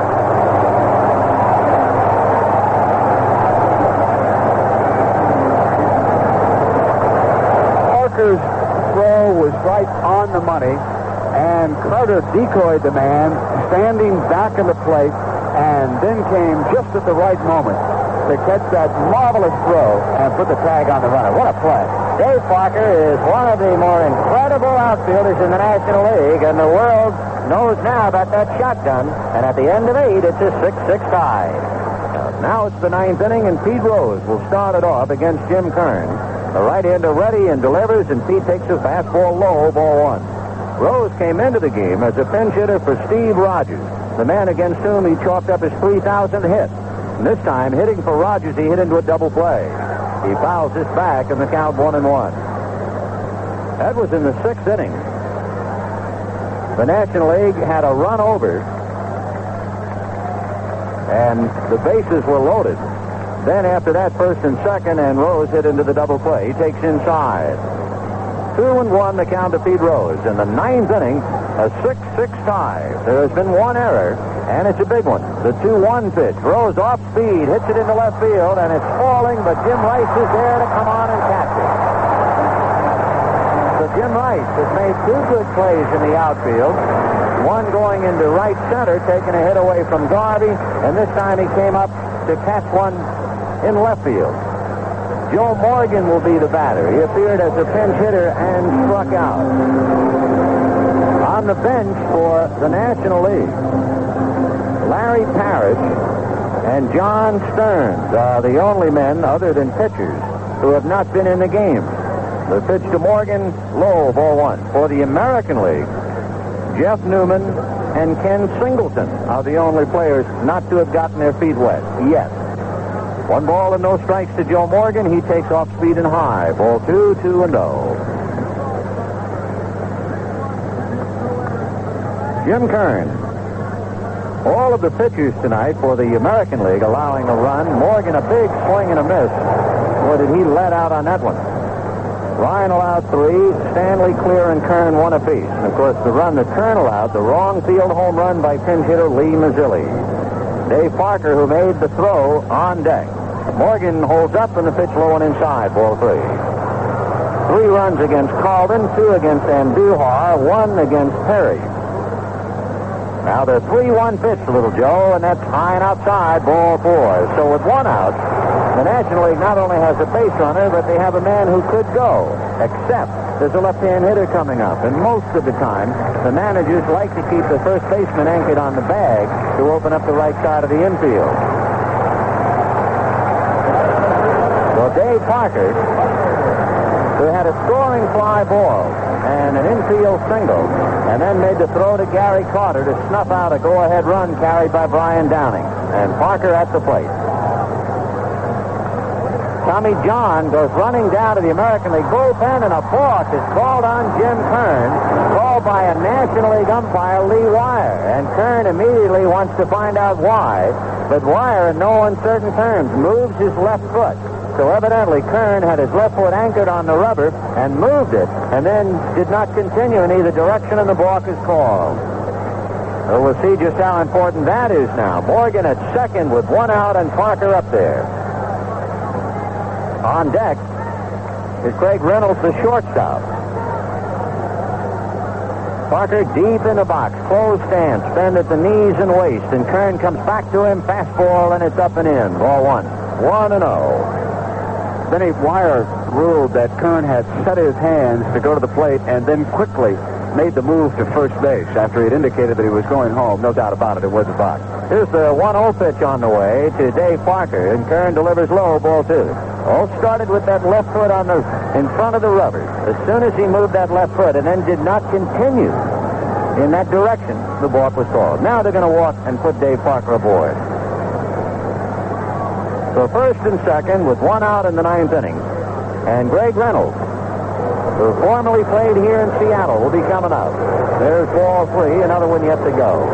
In the bottom of the 9th inning, the American League will have Don Baylor, Jim Rice, and Chet Lemon. And on the bench, Newman and the switch hitter Singleton. In fact, we said Baylor, but of course Rice had finished up in left field. So it would be Kern's spot in that number 3 slot. Right now, the ball game on the line for the National League, trying to get out in front. The National League led in the first inning 2-0. Led again 4-3. After that, they had to catch up. They were down 5-4, and they were down 6-5. So 2 on, 1 out. Reynolds at the plate, and Ron Say on deck. Kern out of the stretch to look at the runners, and the right-hander ready and delivers, and he crowds the hitter. A little ball 1. Larry Parrish goes down to the bullpen to warm up. 1 ball and no strikes to Reynolds. 6-6 here in the 9th inning. Been a wild game and a good one. And nothing dull about this one. Right from the opening start, when Nolan Ryan shook up the house by striking out Davy Lopes and Dave Parker. 1 ball and no strikes to count to Reynolds. Kern ready, checks the runners, delivers, works it on the outside corner for a strike. In the count, 1 ball and 1 strike. Ron Guidry who threw and pitched Sunday, and of course as a starting pitcher would throw in between starts anyway on this day. So Guidry heating up down in the American League bullpen. In the National League pen, it's Larry Parrish getting ready. 1 ball and 1 strike to Greg Reynolds. Garvey, then pitcher Gaylord Perry, and shortstop Craig Reynolds have all been in that number 3 slot in the National League lineup. Reynolds last time up grounded to third. The 1-1 pitch on the way. Reynolds takes a look, and it's low and inside. Ball 2, 2-1. You remember in the 7th they played hit and run with Reynolds when he grounded out, and they moved Parker along. And if the situation presents, Guidry may be doing more than just loosening up. We could have Mazzilli coming up here with 2 out and the bases loaded, and Lemon might go for the left-hander in that situation. Well, of course, you have Ron Say in the way. He's on deck. The 2-1 pitch is swung on and popped up. Wilson going out along with Bobby Gritz. Kev Lemon comes in. The infield fly rule is called. They throw back to second. I think they might have called time. Let's see.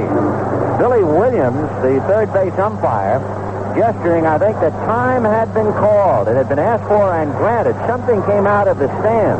That means Craig Reynolds has another at-bat. He still has a chance. The count is 2-1. As soon as the ball was hit, the second base umpire, Nick Brennigan, indicated that it would be the infield fly rule. But Billy Williams was indicating no play. And then we saw an object on the rug that had been tossed out. So we'll see just how important a second chance for Craig Reynolds is. 2-1. Reynolds hitting left-handed. He has Joe Morgan at second and Dave Parker at first. They both fly. Kern reading Brian Downing. Ron Say waiting his turn on deck. 6-6, top of the 9th inning, 1 out. Kern at the belt, and the 2-1 pitch to Reynolds is foul back, so he's still there, 2-2. 6 runs, 10 hits, 1 error for the National League. There was a throwing error by Mike Schmidt that allowed the American League their 5th run. The American League, 6 runs, 10 hits, and no errors. Home runs in the game, a pinch hit, wrong field home run by Lee Mazzilli. Hitting left-handed, he hit it over the left field fence. And the home run in the first inning by Fred Lynn. And a lot of extra base hits. Now the 2-2 pitch on the way. Kern will look back at Morgan. The right-hander delivers, and it's popped in the air foul. Nettles coming down, Kern coming over, but Nettles, who almost ran out from under it, one hands it over his shoulder. So Reynolds fouls out, given the second opportunity. 2 down. And the batter is Ron Say. Say checks in now. Mike Schmidt had a double and a triple. Say grounded out in the 7th inning. He's 0 for 1.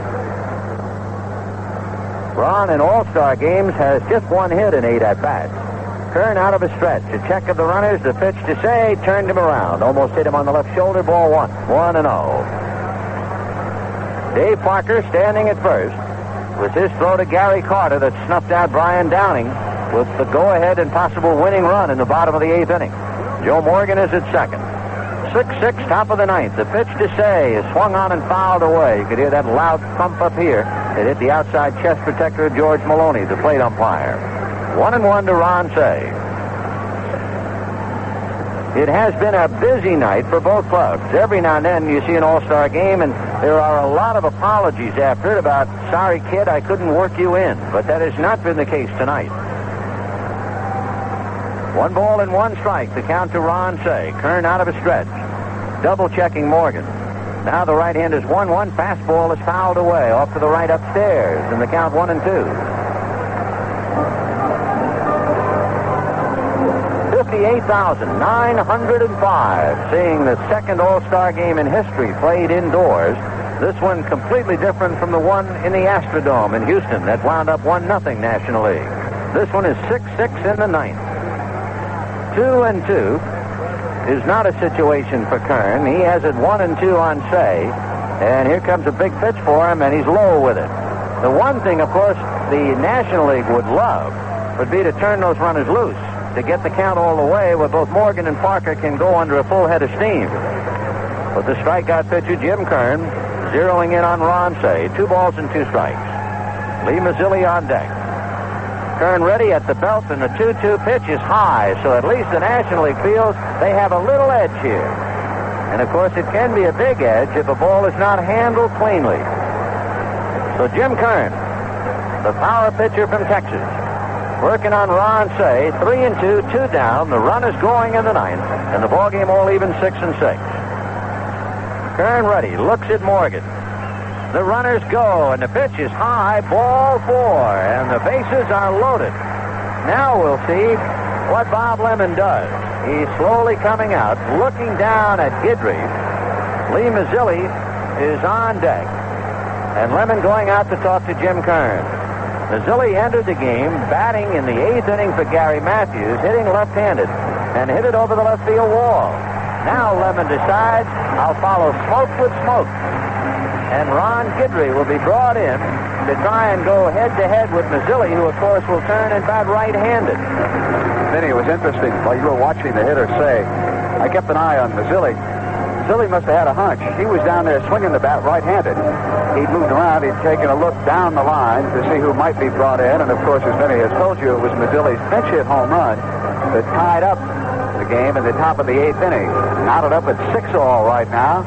And Ron Guidry on the mound. And, boy, this game has been full of great moments. And here's another one. Guidry coming out against Mazzilli. Well, Mazzilli, of course, knows there's no way he could have come out of the game. The only 2 players left are a third baseman and a catcher. And if there's one thing you need in a tough ball game, it's the center fielder. So Mazzilli will be hitting against Guidry. Guidry, for the first time in his career, has lost 3 consecutive games.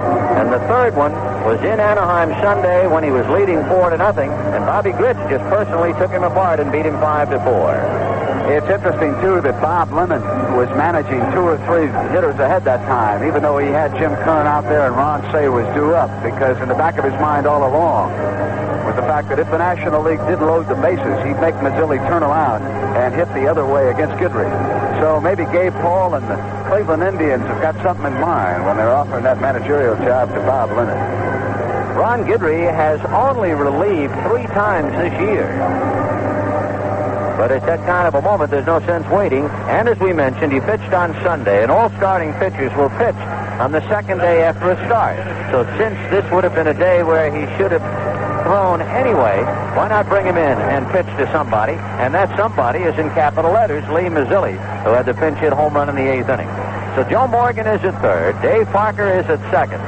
Ron Say is at first. 2 out, top of the 9th inning, and a 6-6 tie. Guidry ready, delivers, and a breaking ball, missed ball 1. So he started him breaking ball, and the count 1-0. Guidry, both feet on the rubber, into the windup. Now the 1-0 pitch on the way. High, ball 2, 2-0. And so Mazzilli has them twisting and turning a little bit here in the Kingdome. Guidry is the 5th pitcher. You still have Monge and Stanhouse and Lemanchik and Tommy John. There's a shot foul, and that turned Morgan and Tanner around. And it was Tommy John who retrieved it down in the bullpen. Tommy is the protector, protecting Newman, who has his back to home plate. 2-1, the count to Lee Mazzilli. Mazzilli hitting right-handed after hitting a home run left-handed. Guidry into the windup, and the 2-1 pitch is outside, ball 3. So, like Kansas City, we've gone about as far as we can go. 3-1 to Lee Mazzilli with the bases loaded, 2 out in the 9th, and a 6-6 tie. Morgan, Parker, and Say taking their lead. 3-1 pitches, ball 4, and everybody moves up 90 feet, and the National League moves out in front, 7-6. The walk, of course, is charged to Guidry. The run is charged to Kern. That's the second run he has allowed. And Joe Morgan carries it over. And now Dave Winfield is coming up, and we will see if Guidry is allowed to pitch to the right-hander. Guidry standing back of the rubber and now gets up on top. Winfield flied to right, hit into a force plate, doubled up the alley in right center, and struck out. So 7-6 National League in the 9th inning. The Nationals led 2-0, 4-3, and now for the third time a lead, it's 7-6. Guidry into the windup, and the pitch to Winfield is swung on and missed, breaking ball, and Winfield swung from the heels and staggered out in front of the plate. 0-1. Dave, as he did last year in San Diego, had a big party for underprivileged children yesterday, and they tell me it was a rousing success. 0-1 to Dave Winfield. Dave Parker at third, Ron Say at second, Lee Mazzilli at first. Mazzilli with 2 RBIs and 2 at-bats. The pitch to Winfield is a big bounce to the short, fielded by Burleson, and he goes to Gritch just in time ahead of Mazzilli, and the inning is over. But the National League gets a run without a base hit. There were 4 walks and a balk. And at the end of 8 1/2, National 7, American 6. From Ostermeyer. Hot diggity dog. We're in the bottom of the ninth. It's 7-6 National League. Well, Larry Parrish of Montreal takes over at third, and Bruce Sutter will be pitching to the switch hitter, Kenny Singleton, who has one of the more remarkable knowledges of the strike zone of anybody playing in the game. Big switch hitter has averaged 103 walks for 6 years. He played in the 1977 All-Star game, came up to the plate, and was hit by Rick Russell, and that's it. So now he comes up against Suter, another Cub pitcher, and he takes low, ball 1. The only player on the American League team outside of pitchers who has not gotten in is Jeff Newman of Oakland, and Singleton takes a strike, 1-1. For the National League, the only player other than pitchers who has not gotten in, John Stearns of the New York Mets. Suter into the windup, and the 1-1 pitch is swung on and missed, 1-2. 1 ball and 2 strikes to Ken Singleton, batting for Guidry here in the 9th inning, with the National League leading 7-6. Bruce Sutter hiding the ball back of his right thigh, now just to Carter, and the 1-2 pitch is a ground ball to the right side. Morgan was playing him in the hole and throws him out, 1 away. So Singleton can't do it, and Jim Rice will be coming up. Rice started the game in right field and moved over to left. The only National Leaguer to go all the way is Dave Parker in right field. And wouldn't you know, it was Parker's throw that prevented the American League from taking a lead. Rice, who started in right, is the only American Leaguer to go all the way. He finishes in left. The first pitch is a split-fingered fastball that drops on the outside corner for a strike, 0-1. The National League now, of course, does not want to give up an extra base hit. The strike 1 pitch is swung on and missed, strike 2. So Larry Parrish is guarding the foul line deep at third, Rose doing the same. The outfield, deep, Parker and Winfield, along with Mazzilli.